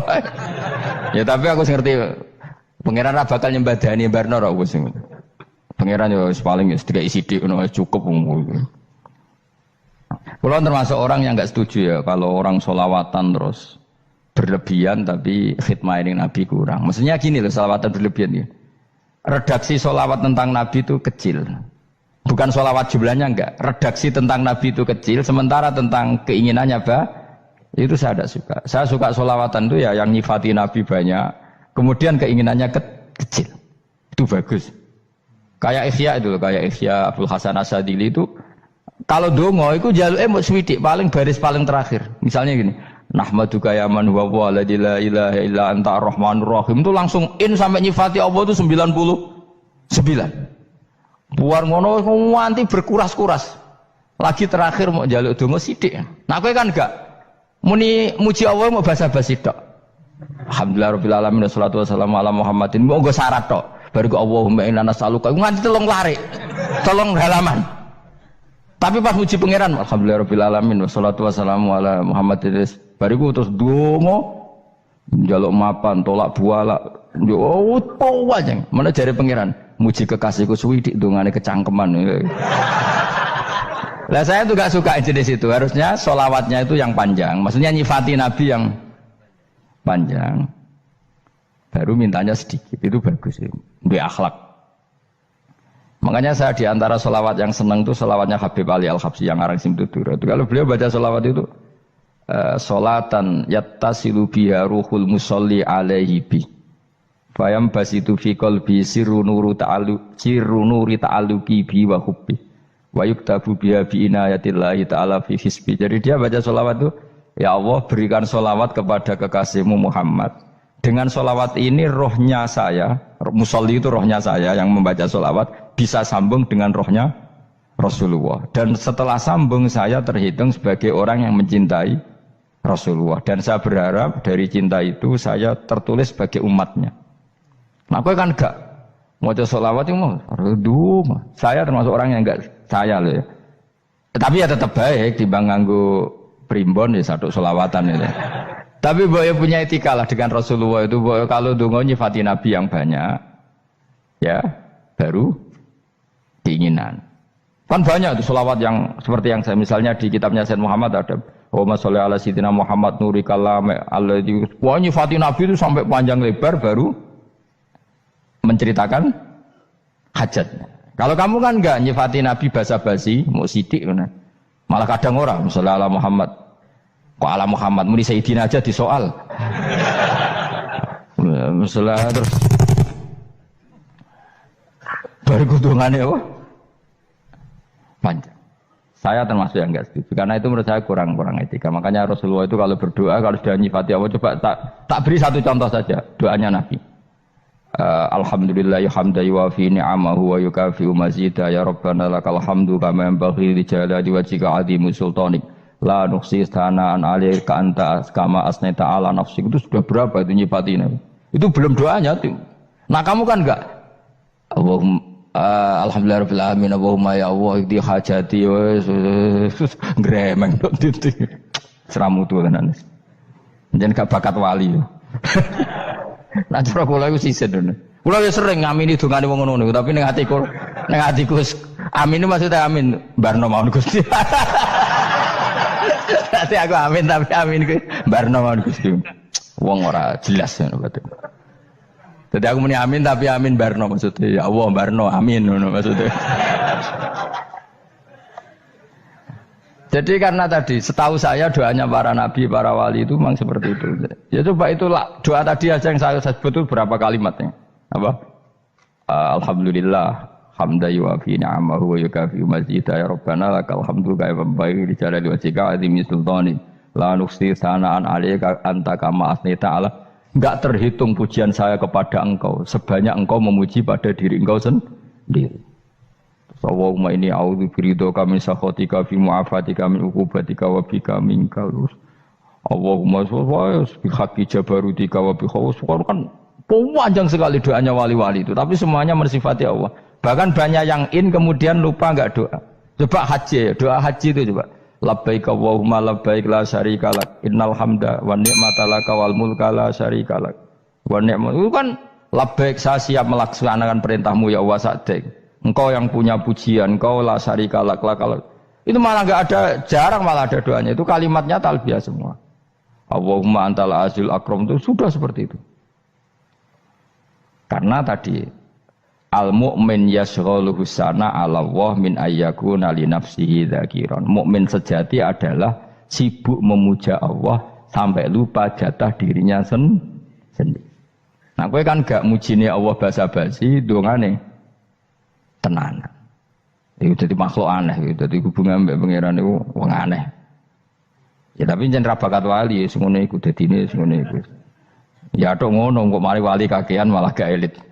Jadi tapi saya mohon itu di sholawat itu usahakan jumlah paling enggak jumlah sholawatnya banyak, doanya sedikit. Paling enggak misalnya kamu tidak punya kalimat yang apa baik ya mau sholawat ping 100 itu gak ada salah biar guling-gilingan apa kita menyebut kekasihnya Allah lebih banyak ketimbang kita menyebut hajat kita sendiri ya gitulah. Paling enggak punya etika seperti itu ya. Kalau kamu enggak punya sigot-sigot sing keren, bacalah sholawat berapa 100 terus cerita awam Gusti utang kula kathah. Mengira jawab wis roh.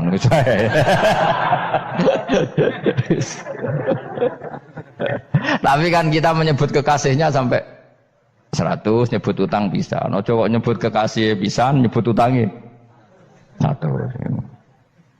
Berarti yang nek ditakoki pangeran, kowe nyebut kekasih wong pira pisan, nyebut utang 100, dasar rayu utang nomor kan. Ya ada, saya termasuk orang yang enggak setuju tadi. Jadi kalau redaksi sholawat cari yang mujinya Nabi lebih lebih banyak, karena itu nanti lebih diridhoi Allah Taala. Coba Allah sendiri kalau nyebut nabinya itu, hitung saja. Laqad ja'akum rasulun min anfusikum. Jadi rasulun min anfusikum, seorang rasul yang sejenis dengan kamu. Terus azizun, orangnya sangat terhormat. Alaihi ma'anitum, rasul ini siap menanggung apa yang kalian tidak mampu. Kowe ra bakat mlebu swarga baru kaya syafaate Nabi akhirnya mlebu swarga. Kowe ra kelar korban, Nabi tahu mengorbankan kita semua.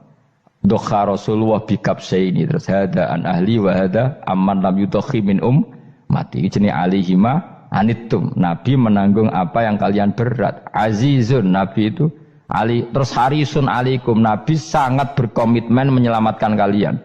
Haris itu keinginan yang berlebihan, itu jenenge apa? Haris, kiai kuno namanya ini ngungseng, keinginan yang over. Nabi itu sangat berkeinginan kita ini maslahat. Terus bil mukminina raufur, Allah yang super saja kalau nyebut nabinya nyifati sebanyak itu. Ada ayat lagi misalnya, Rabbana wab'ats fihim rasulam minhum yatlu alaihim ayatika. Muhammad itu siapa? Seorang rasul yang membacakan ayat-ayat Allah. Wa yu'allimuhum, seorang rasul yang mengajari mereka Alkitab wal hikmah. Wa yuzakkihim, seorang rasul yang membersihkan akhlak-akhlak kita. Jadi artinya Allah punya tradisi kalau nyifati rasul itu banyak. Juga nyifati orang-orang sekeliling rasul. Makanya menurut saya madhab Syiah itu enggak pas. Karena Allah kalau nyifati Rasulullah itu jika nyifati orang-orang di sekeliling Rasulullah, dan itu dengan pujian. Yaitu Muhammadur Rasulullah walladzina ma'ahu asyidda walal kufar ruhama'u bainahum tarahum ruk'an sujada yabtawuna fadlan minallahi warid wa nasimahum fi wujuhim min atharis sujud. Itu kan panjang sekali. Dan orang-orang sekeliling Muhammad adalah begini. Kayak apa Allah muji para ashabu Rasulillah? Masa kita ikut kelompok yang menghina ashabnya Rasulillah? Makanya kita tetap madzhab ahli sunnah wal jamaah, yaitu mencintai semua sahabat. Karena Allah saja yang Tuhan mensifatinya dengan sehormat itu. Mensifati ashabu Rasulillah. Disifati orang-orang yang saling kasih sayang sama orang mukmin. Tarahum ruka'an, sujud dan komitmen hidupnya untuk rukuk dan sujud. Simahum fi wujuhim min asari sujud. Sudah asari sujud tidak usah diterjemah, nanti sensitif. Cuma setahu saya asar sujud itu nanti setelah di akhirat orang sering sujud itu jabahnya itu ada nurnya. Tapi kalau ada yang nafsirkan asari sujud itu warna tertentu ya semboy. Itu sensitif. Yang jelas asari sujud itu ya sudah seperti itu. Seneng kamu kok hasut. Kowe nyen provokator, nak ono apa ya? Ada hal yang begitu terus mau berlebihan. Uteke ya khisimun.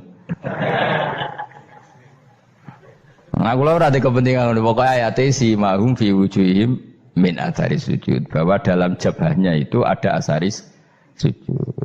Itu masyhur kan, saya terangkan ya, tapi kowe aja sensitif loh, biasa wae.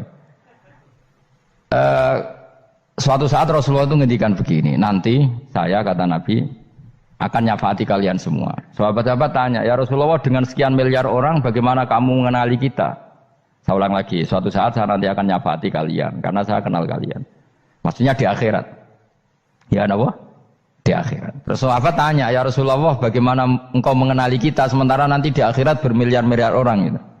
Terus Nabi ngendikan gini, jika kamu punya unta dengan tanda tertentu, saya ulang lagi, jika kamu punya unta punya tanda tertentu, dalam jidatnya ada begini, dalam tangannya ada gini, dalam kakinya ada gini, maka apa kamu bisa membedakan untamu dengan unta orang lain? Ya bisa ya Rasulullah, karena unta kita khas.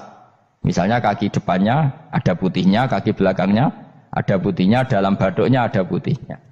Terus kata Nabi, inna ummati yud'auna yaumal qiyamati hurran muhajjalin min asaril wudu. Nanti umatku nanti wajahnya juga bersinar, tangan kakinya juga bersinar. Jadi asar itu saya pastikan secara riwayat itu akhirat, maksudnya tentang akhirat. Tapi bahwa yang di dunia ada yang memulai asar itu nggih monggo mawon. Loh itu bagus kan, artinya ekspresi percepatan. Tidak apa-apa loh, daripada kok kowe ra jelas ini gitu. Maksudnya ya orang ngetok kowe pancen jarang sujud tenan. Wis ora usah sensitif, tapi yang jelas ya nanti. Ya sampean kiamat ruang samu. Nanti hisab itu nanti kalau hitung hanya sekitar 3 jam. Hisabnya sak dunia itu hanya sekitar, karena malaikat itu tidak kesulitan sama sekali. Tak warai ya. Ini nggak akan salah saya dalam hal ini karena riwayatnya sahihah. Kenapa hisab itu hanya butuh rubu'un nahar, 1/4 dari siang enggak? Anggap saja siang itu 6 jam atau 12 jam itu aja terserah. Kalau 12 paruhnya kan 6 ya. Seperti 1/4-nya berarti 3. Itu gini. Jadi nanti di mahsyar itu kan yauma tabyaddu wujuh wa taswaddu wujuh. Yaudah yang kafir itu gelap, hilang. Wajahnya, tubuhnya semuanya gelap. Yang mukmin itu semuanya terang. Jadi sudah yang tabyaddu wujuh wa taswaddu wujuh otomatis terus nyingkap. Terus pergerakannya itu delala yang tabyaddu wujuh itu ke kanan, yang taswaddu wujuh ke kiri. Maka kamu jangan punya sinar yang kelap-kelip, nanti kena bego yang karena nggak jelas tadi. Maka kamu harus sinarnya yang sejelas-jelasnya. Ghurran muhajjalin min asaril. Bila perlu nur kamu sampai menembus langit saat itu. Makanya ketika orang mukmin sudah nurnya ada di muka, ada di tangan, masih ngendikan Rabbana atmim lana nurona, karena takut masih kena bego tadi. Karena kalau hanya wudu tok, sikil tok kan, bayangkan di miliaran orang kan bisa agak kelihatan. Tapi kalau nurnya sampai nembus langit kan, itu siapa kok nurnya sampai, kan malaikat langsung tahu. Lane hafal Quran, alim kan insya Allah nurnya itu. Sama zaman itu masih berdoa, Rabbana atmim lana, sempurnakan nur kami. Karena nanti identifikasi malaikat berdasar tadi, kalau ada nur berarti diletakkan ashabal yamin, kalau nggak ada nur ashabal shimal. Nah malaikat yang dibawa bigo itu kira-kira detail nggak? Dugaan saya kalau kelap-kelip pasti kena simal. Wah ini partai kiri mesti kan. Pemenang yang wudune mau dulet sirah tok sidik. Karena anak madzhab Syafi'i. Sebetulnya meskipun itu sebaiknya kalau basuh sirah itu kabeh ben ora kelip mana aneh pepesan terus dulat-dulet tok. Iku sampean ya itu. Kelap-kelip.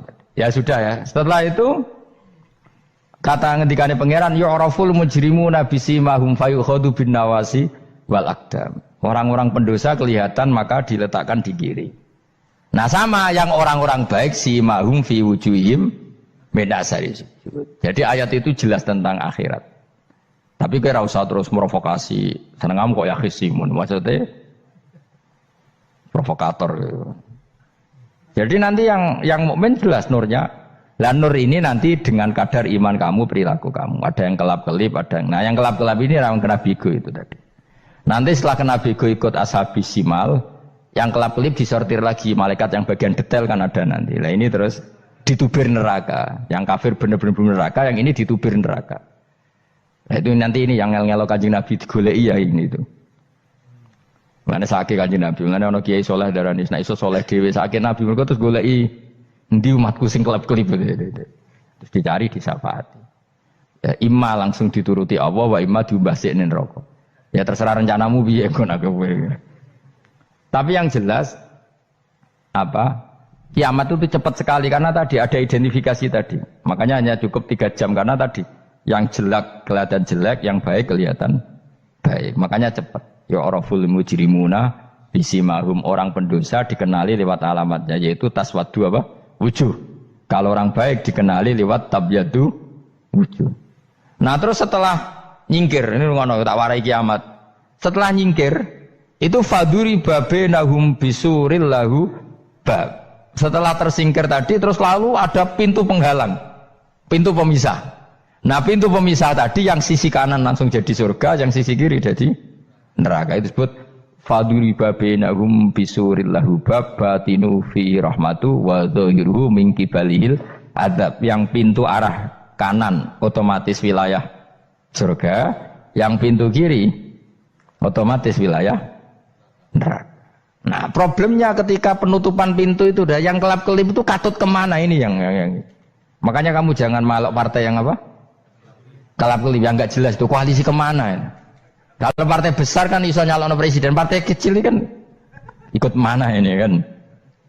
Sing sak ngisore sak persen, 2% ini kan repot. Loh, coba misalnya nur kamu 2%, berarti gelap kamu kan 98%. Kira-kira malaikat mengkategorikan kemana coba?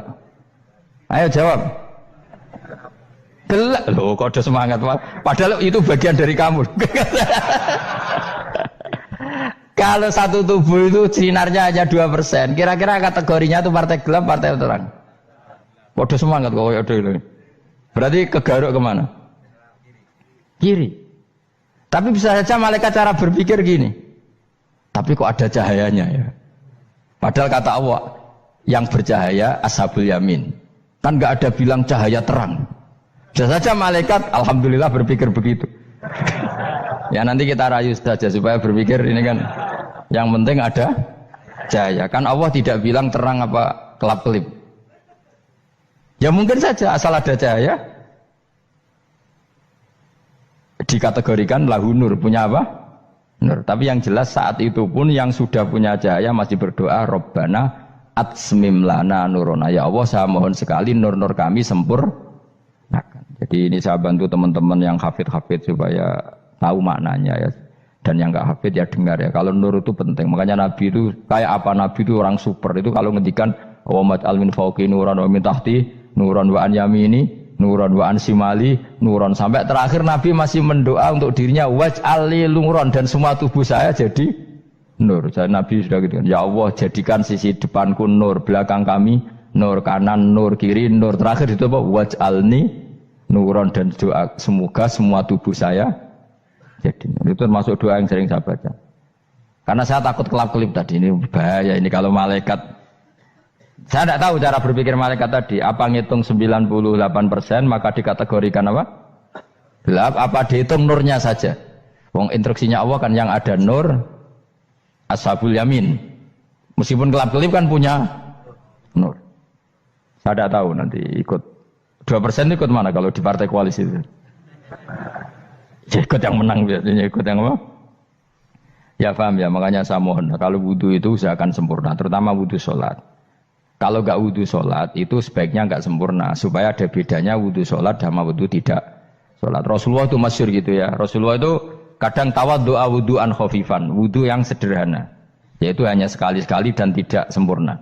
Ketika ditanya as-sholat ya Rasulullah, tidak.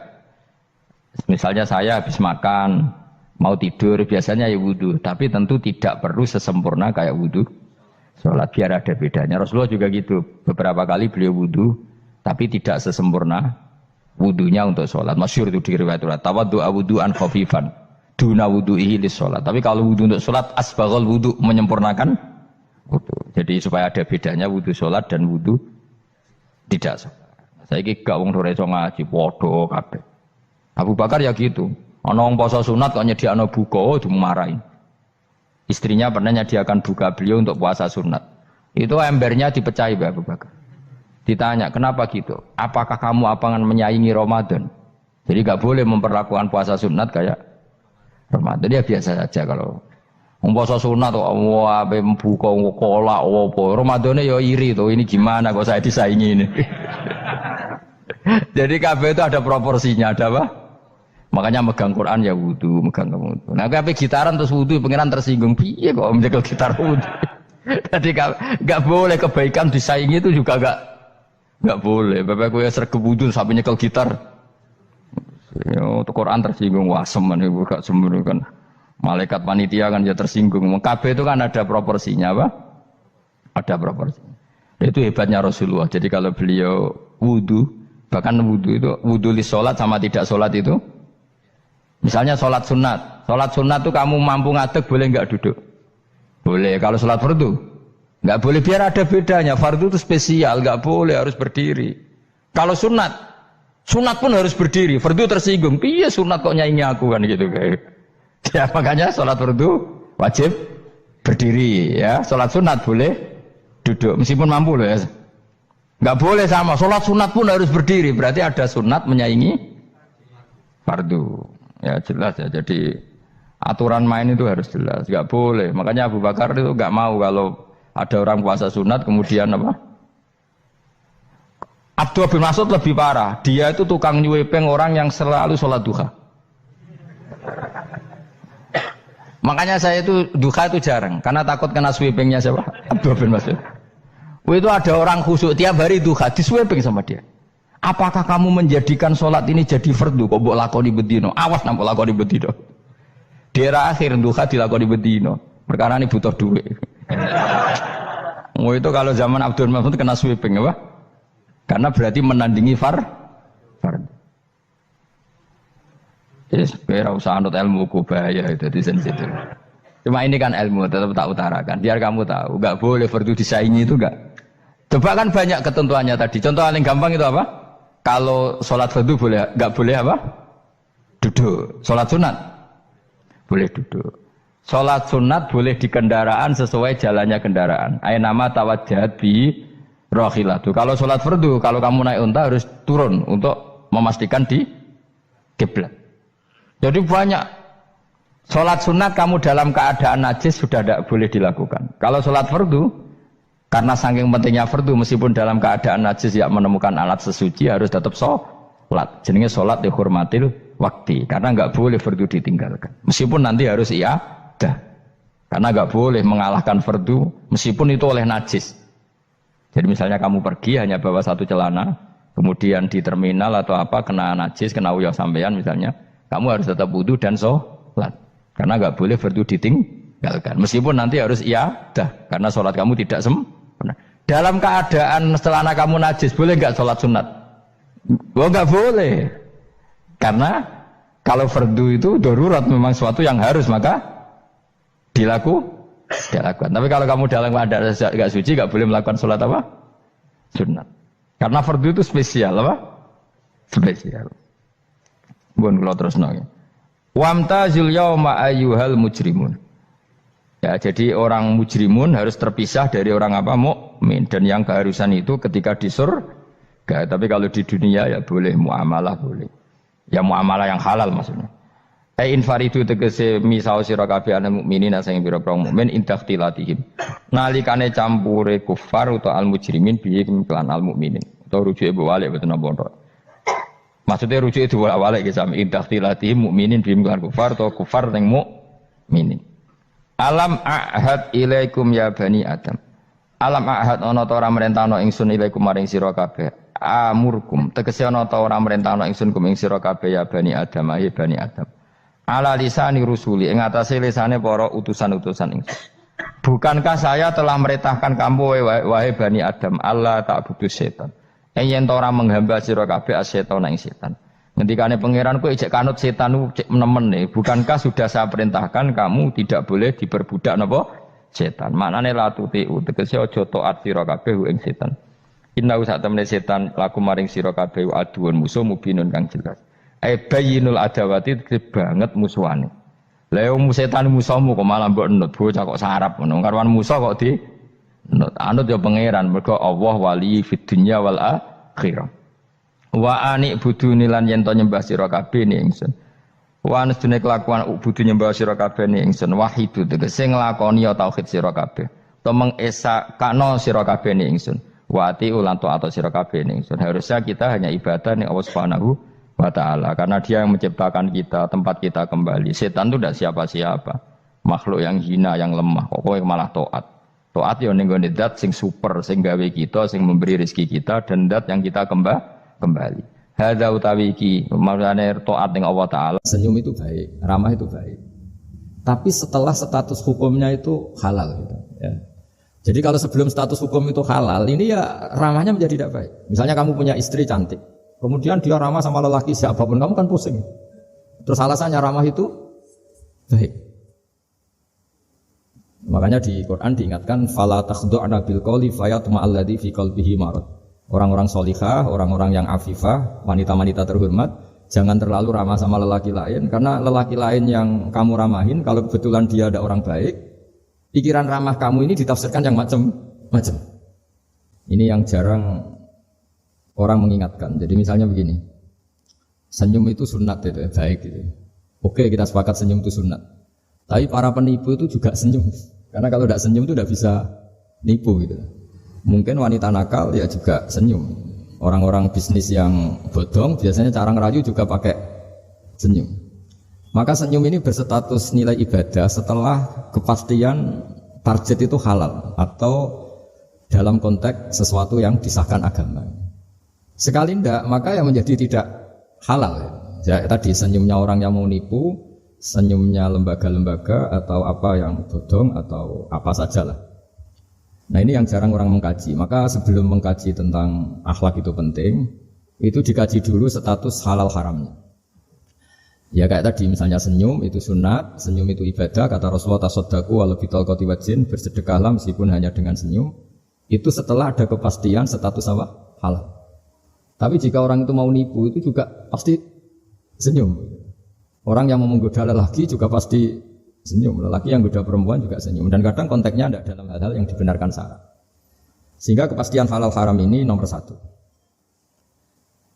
Terus kedua, akhlak ini yang menurut disiplin fikih, ini memang agak jelimet ya, tapi nanti Anda mudah memahami. Akhlak, misalnya ekspresi senyum atau ceria, itu dianggap sunat. Kalau dalam fikih dianggap sunat. Sunat itu ya tidak sampai wajib. Tapi ada konteks tertentu yang sunat ini menjadi wajib. Misalnya kita sebagai dai ya, sebagai ustadz itu, orang-orang yang nakal ini bawaannya senyum, ramah. Tapi kita yang ustadz ini bawaannya merengut, cemberut. Sehingga kecenderungan orang itu mengidolakan yang nakal, meninggalkan. Wassalamualaikum. Nah ini penting saya jelaskan supaya orang itu bicara akhlak. Akhlak itu tadi saya katakan, senyum itu baik, ramah itu baik. Tapi setelah status hukumnya itu halal gitu. Ya. Siralil mukminati maring pira-pira mukmin yaktuta supaya merem sapa mukminat min absarihina sange peningalane mukminat. Amma sayang perkara la khilu kang ora halal laguna kedhi mukminat apa nadharu ningali mah. Wa yafatna lan jaga sapa mukminat furujahuna ing verjine mukminat. Amma sayang perkara la khilu kang ora halal laguna kedhi mukminat apa fi'luhu nglakoni ma biya kelawan virus.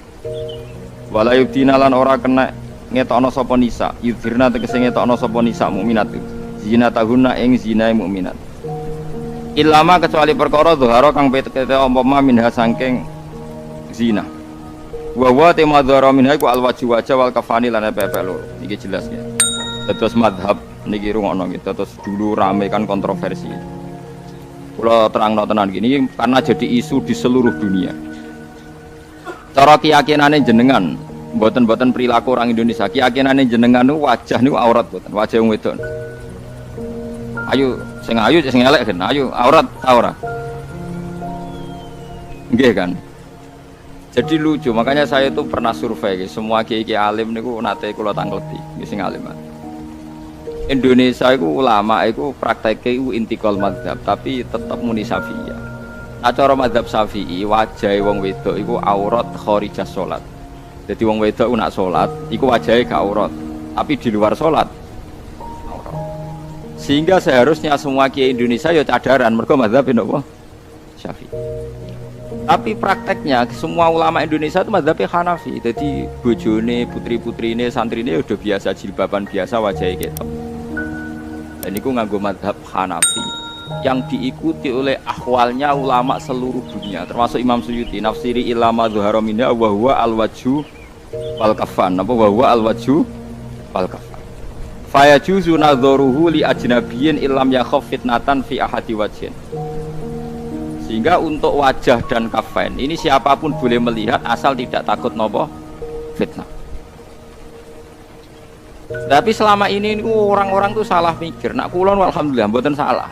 Fitnah itu cara wong-wong kan delok wong ayu rawan fitnah terus eling ra iso turu. Takono rugen apa ngono kowe paham ya. Nak cara kula fitnah iku loro-lorone. Gini iku sing darane fitnah ku mari dosa. Kowe delok wong ayu rawan syahwat, delok wong elek rawan ngenyek.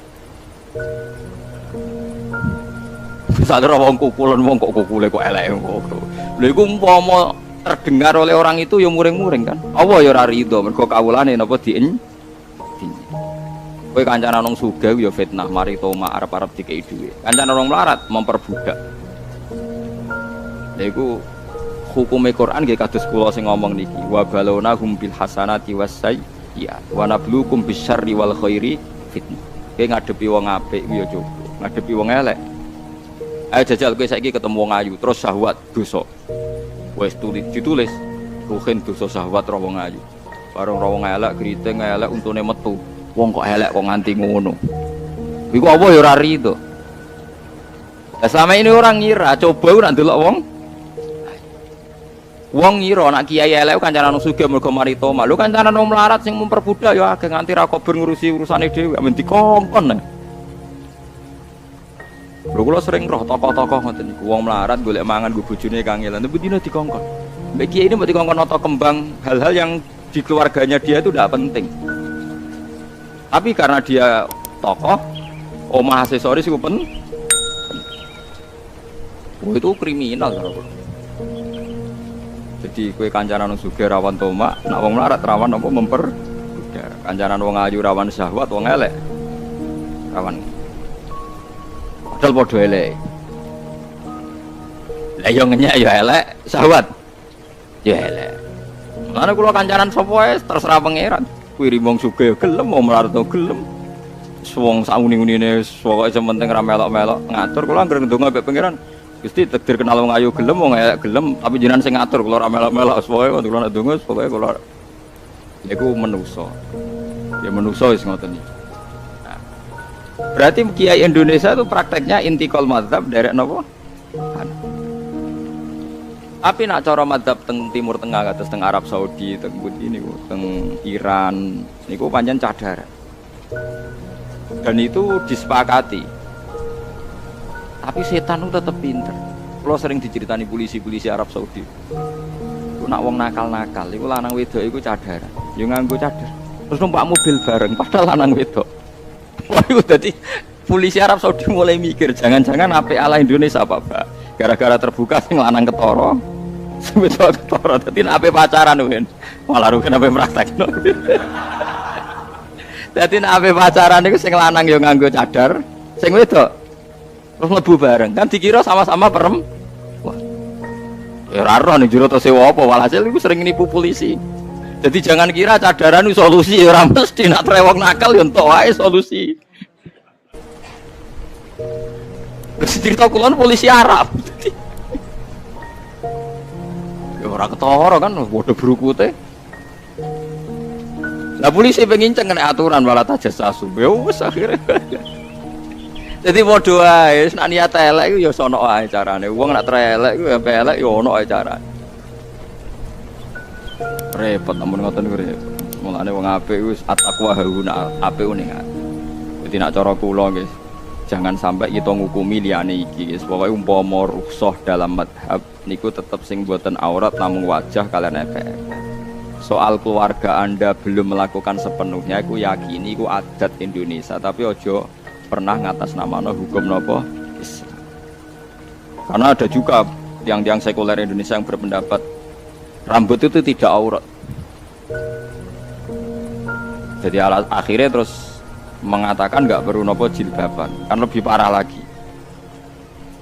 Pernah dengar toh sebagian pakar Indonesia kan menganggap rambut itu betul nopo, betul aurat. Akhirnya membolehkan tidak jilbab. Nah cara kalau itu berlebihan, karena dalam konsensus ulama dulu itu yang diperkhilafkan tuh hanya wajah dengan apa? Al-kafan, GPP. Kalau sampai rambut tuh tidak ada satupun ulama yang membolehkan. Loh soal sekarang terjadi di Indonesia begitu ya biarkan saja. Inilah kadang seneng, ini rugen barang nyupang.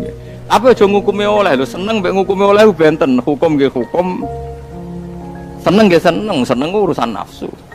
Misalnya Kiai Ruhin takoki seneng di wong wedok buru ora, mesti jawab ora dekne. Tapi nak takoki hukume piye? Apik, ya apik sing brukut. Tapi seneng di kowe, ya seneng sing ora, ya repot to. Lho hukum ambek seneng ku benten.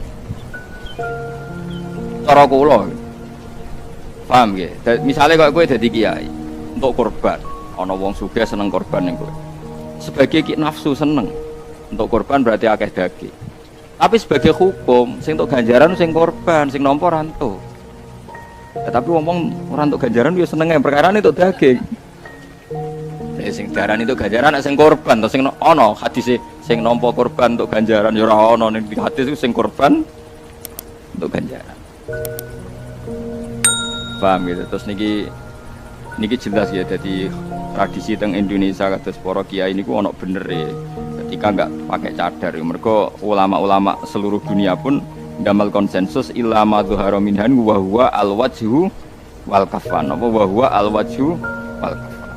Wa juzu moko wenang apa nadharu ningali madhara minali ajnabiyen kedhe wong lanang liya. Ilam yakhaf lamun ora kuwatir sapa ahad fitnatane fitnah fi ahadi wajhine ing dalem sajine wajah. Wasani te kausani yahrumu iku haram apa nadhar. Di anahu kron sak temne wajah wa dinatul fitnati utawa madinatul fitnati nggon pernyangkaan terjadine fitnah. Waruji halan den tarjih apa kaul hasman krana nutup lil babi maring pintu fitnah. Tapi wonten pendapat sing darani wajalah aurat, mulane kudu ditutupi. Ya, tapi wow, nek ditutupi kabeh mbok wong nakal-nakal teng Arab Saudi diakali. Lanang wedoke nganggo napa cadar. Terus lunga bareng-bareng wong 6 jebule 3 pasangan. Lah ya repot to. Aduh matane wong nek wong nakal wis repot. Wal yadribna lan becik ngrudungna sapa wong bihumurihina kelawan jilbabe wong wedok kabeh ala jiyubina ing atase gulu-gulune wong wedok. Yasturna tegese nutupi sapa nisa ruusa ing pira-pira kepala wal anaka lan pira-pira gulu wasudura lan pira-pira dada bil makoni iklan pira-pira jilbab. Jadi nak jilbaban niku ukurane standar ideale niku sirah, gulu, dada ketutupan. Ya, tapi saiki ono jilbab gaul waduh matane wis nyoro saka ulama. Saiki misale jilbabane ya ono jilbab napa? Jadi sing ditutupi mau endas wis mudas tok. Repot. Sementing aja kaya wong India. Wong India aku malah parah meneh. Wonge jilbaban tapi udele ora tutupan. Aku malah. Dadi elek-elek hukum India.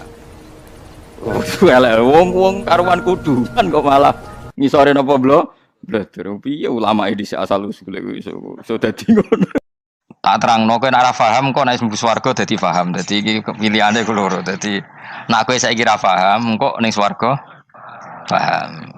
Nah saiki paham kesuk ben bun rokok dadi ra paham. Dadi mun ra usah direncana mlebu napa? Rokok wae mlebu dhewe ra usah direncanakno mun.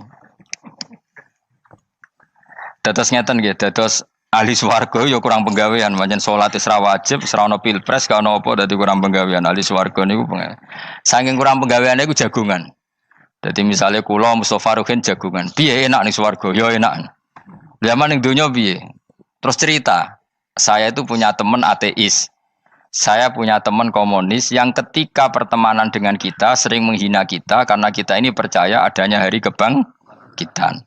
Teman saya itu sering melecehkan idza mitna wa kunna turaba wa idzaman aina lamadinun. Masa kita sudah jadi debu, jadi tulang belulang, kemudian kita akan dibalas amal-amal kita.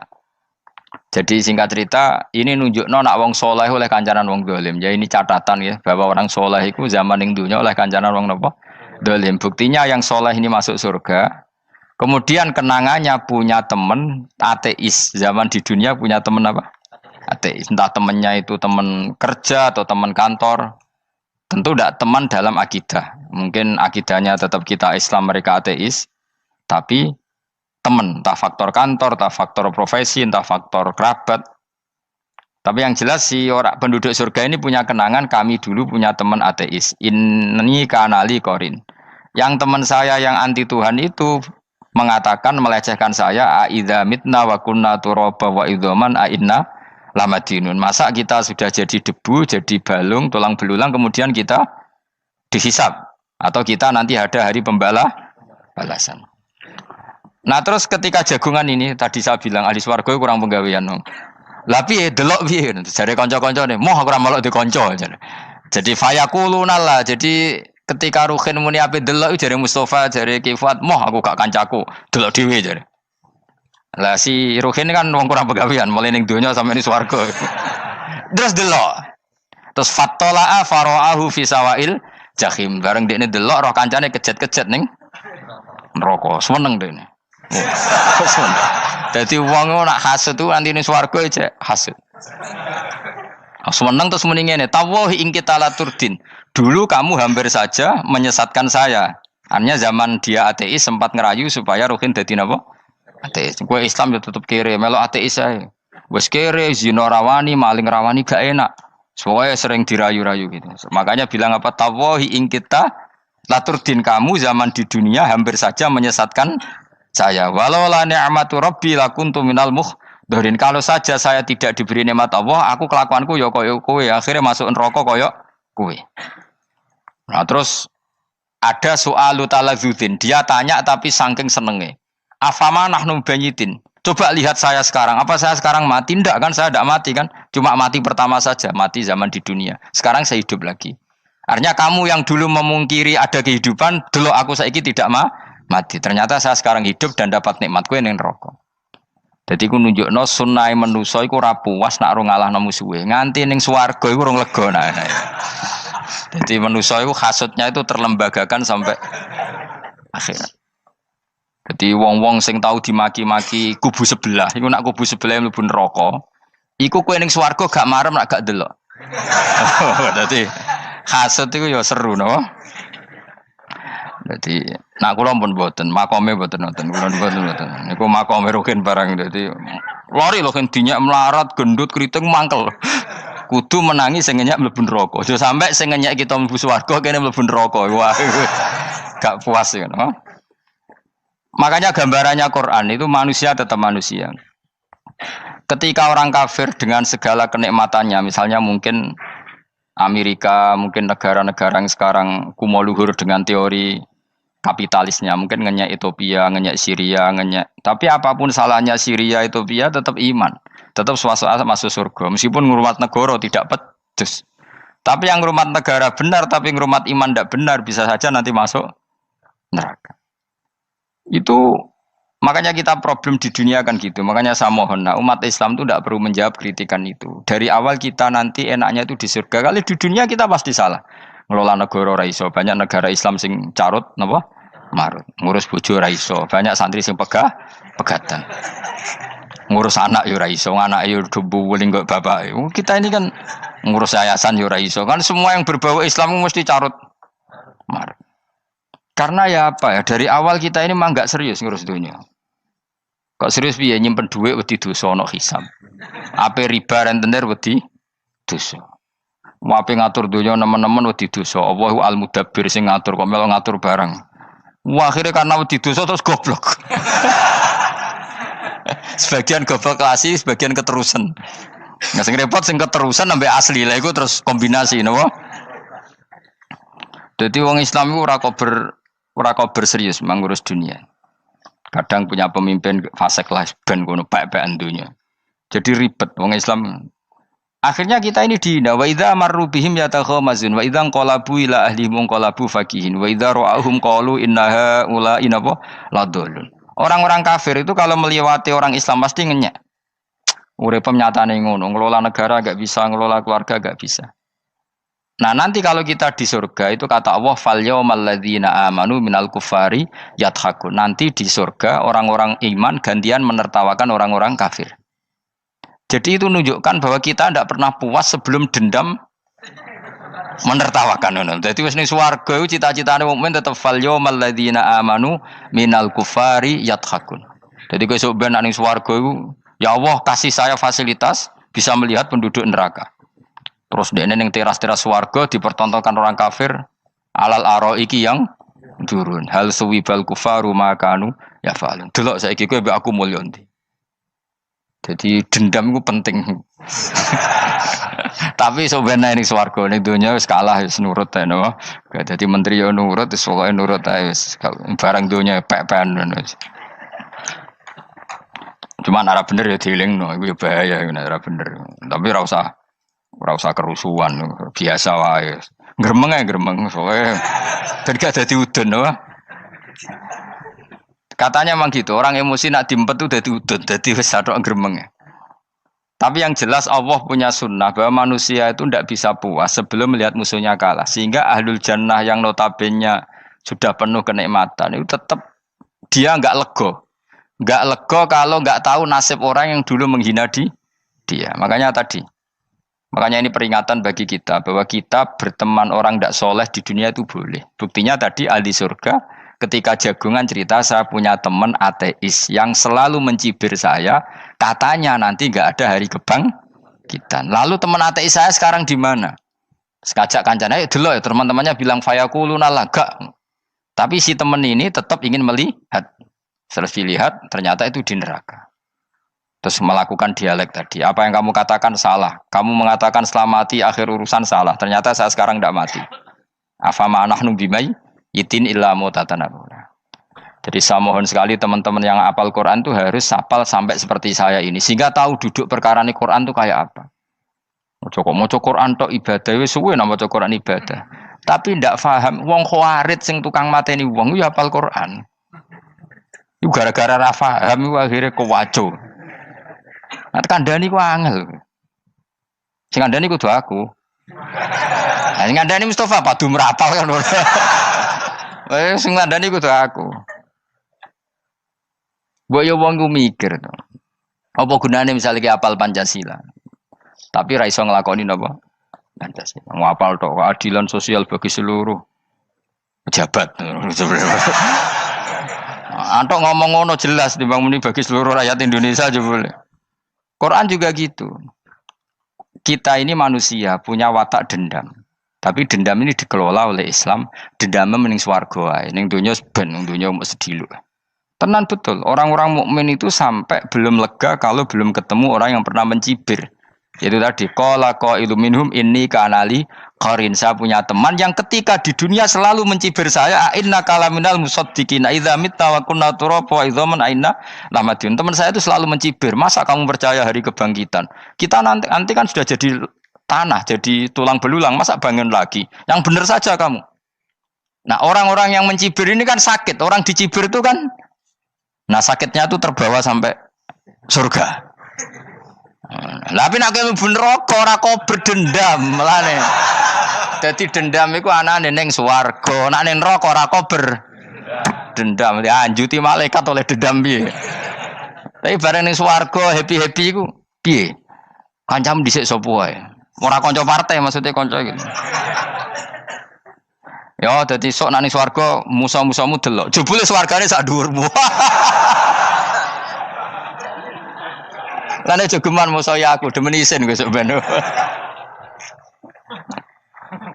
De musuh jebule swargane. Ndi musuhku sing wane aku delok. Terus jare kancamu teko, aku ning dhuwurmu. Ya jarak. Repot ya. Jadi terus kedua, peringatan dari Quran. Allah itu saking kudrohnya itu senengane itu gawe fitnah. Fitnah itu suatu yang enggak masuk akal. Jadi wong kafir utawa wong Islam piyambak iku kon iman sesuatu yang paradok. Iku kon ngimani ning neraka iku ana wit. Lah neraka iku panase ngono, ana wit. Mulane jare wong kafir Muhammad tabaswe tabarawaras. Mergo wong neraka iku makan sajaratus zakum. Ana wong kafir tambah guyu Muhammad tuh gak waras. Jarene neraka banget panase, tapi di saat yang sama ngomong wit iso tumbuh. Mestinya neraka itu kan enggak ada pohon. Mulane Allah nate ngendikan wa ma ja'alna ru'yal lati arainaka illa fitnatal linnas wasyajaratal mal'unata fil Qur'an. Jadi satu orang itu diuji disuruh ngimani Isra Mi'raj. Nabi yang tetap posisinya di Mekah diberitakan oleh Quran bahwa Nabi telah menembus langit Sabtu dalam lahdoh satu malam. Wong kafir malah guyu-guyu. Terus kedua, ada pohon yang tumbuh di neraka. Mulane dawuh pangeran seperti wa ma ja'alna ru'yal lati arainaka illa fitnatal linnas wasyajaratal mal'unata fil Quran. Jadi diuji. Yes ngono dunya kaya wong Islam sakniki niku. Yang mengklaim negara Islam tata kelolanya carut marut. Yang negara non-Islam kadang tata kelolanya rapi. Sehingga seakan-akan kita ini salah. Ngurus dunia wae ra iso, mung ngurus akhirat. Tapi saya berharap sing dicibir iki sok ben mlebu swarga. Dadi iso dendam. Tapi nek mlebu neraka iku ora kober dendam. Mulane kula mboten gadah rencana mlebu neraka mboten gadah. Kula mergo kula niku nggih pendendam dadi mangkalku ben kesampaian sampeyan nak teng pundi? Swarga. Kita harus ngalami fal yawmal ladzina amanu minal kufari yadhakun alal araiki yang jangan sampai kita ngalami kita sendiri disiksa. Kowe ngilu awakmu dhewe, milih dendam apa milih mlebu neraka? Milih dendam ya. Syaratnya mlebu apa? Swarga. Ya. Jadi pangeran itu memang sering damel sesuatu itu paradok. Tapi memang Allah sengaja. Mulane kula bolak-balik matur, ulama itu banyak, yang jaga akhlak ya banyak, yang jaga ilmu yang banyak. Kadang yang jaga ilmu itu yang akhirnya nyuwun sewu cangkem elek dan itu penting. Saya di mana-mana bilang, sesuatu itu kadang nggak bisa dijelaskan secara baik-baik. Syaratnya kudu cangkem elek. Cuma karena itu nggak mungkin kita nisbatkan pada Nabi, ben aku wae sing tanggung jawab. Kalau nak dinisbatkan Nabi kan elek, maksud Nabi kok gerakan cangkem elek. Ben aku wae. Nak pancen salah, aku sing tanggung jawab. Tapi nyalahno aku neraka, yakin neraka. Siji yo ora level, napa siji ora level. Dhisik sahabat itu akhirnya yo nyuwun sewu cara ora sahabat yo cangkem elek. Mergo mangkel. Ada orang munafik saking ora ngajari ngene. Kenapa saya bikin gerakan cangkem elek? Kok janut lho. Kowe asli elek maksudnya cangkemmu wis elek ora kok. Kok nang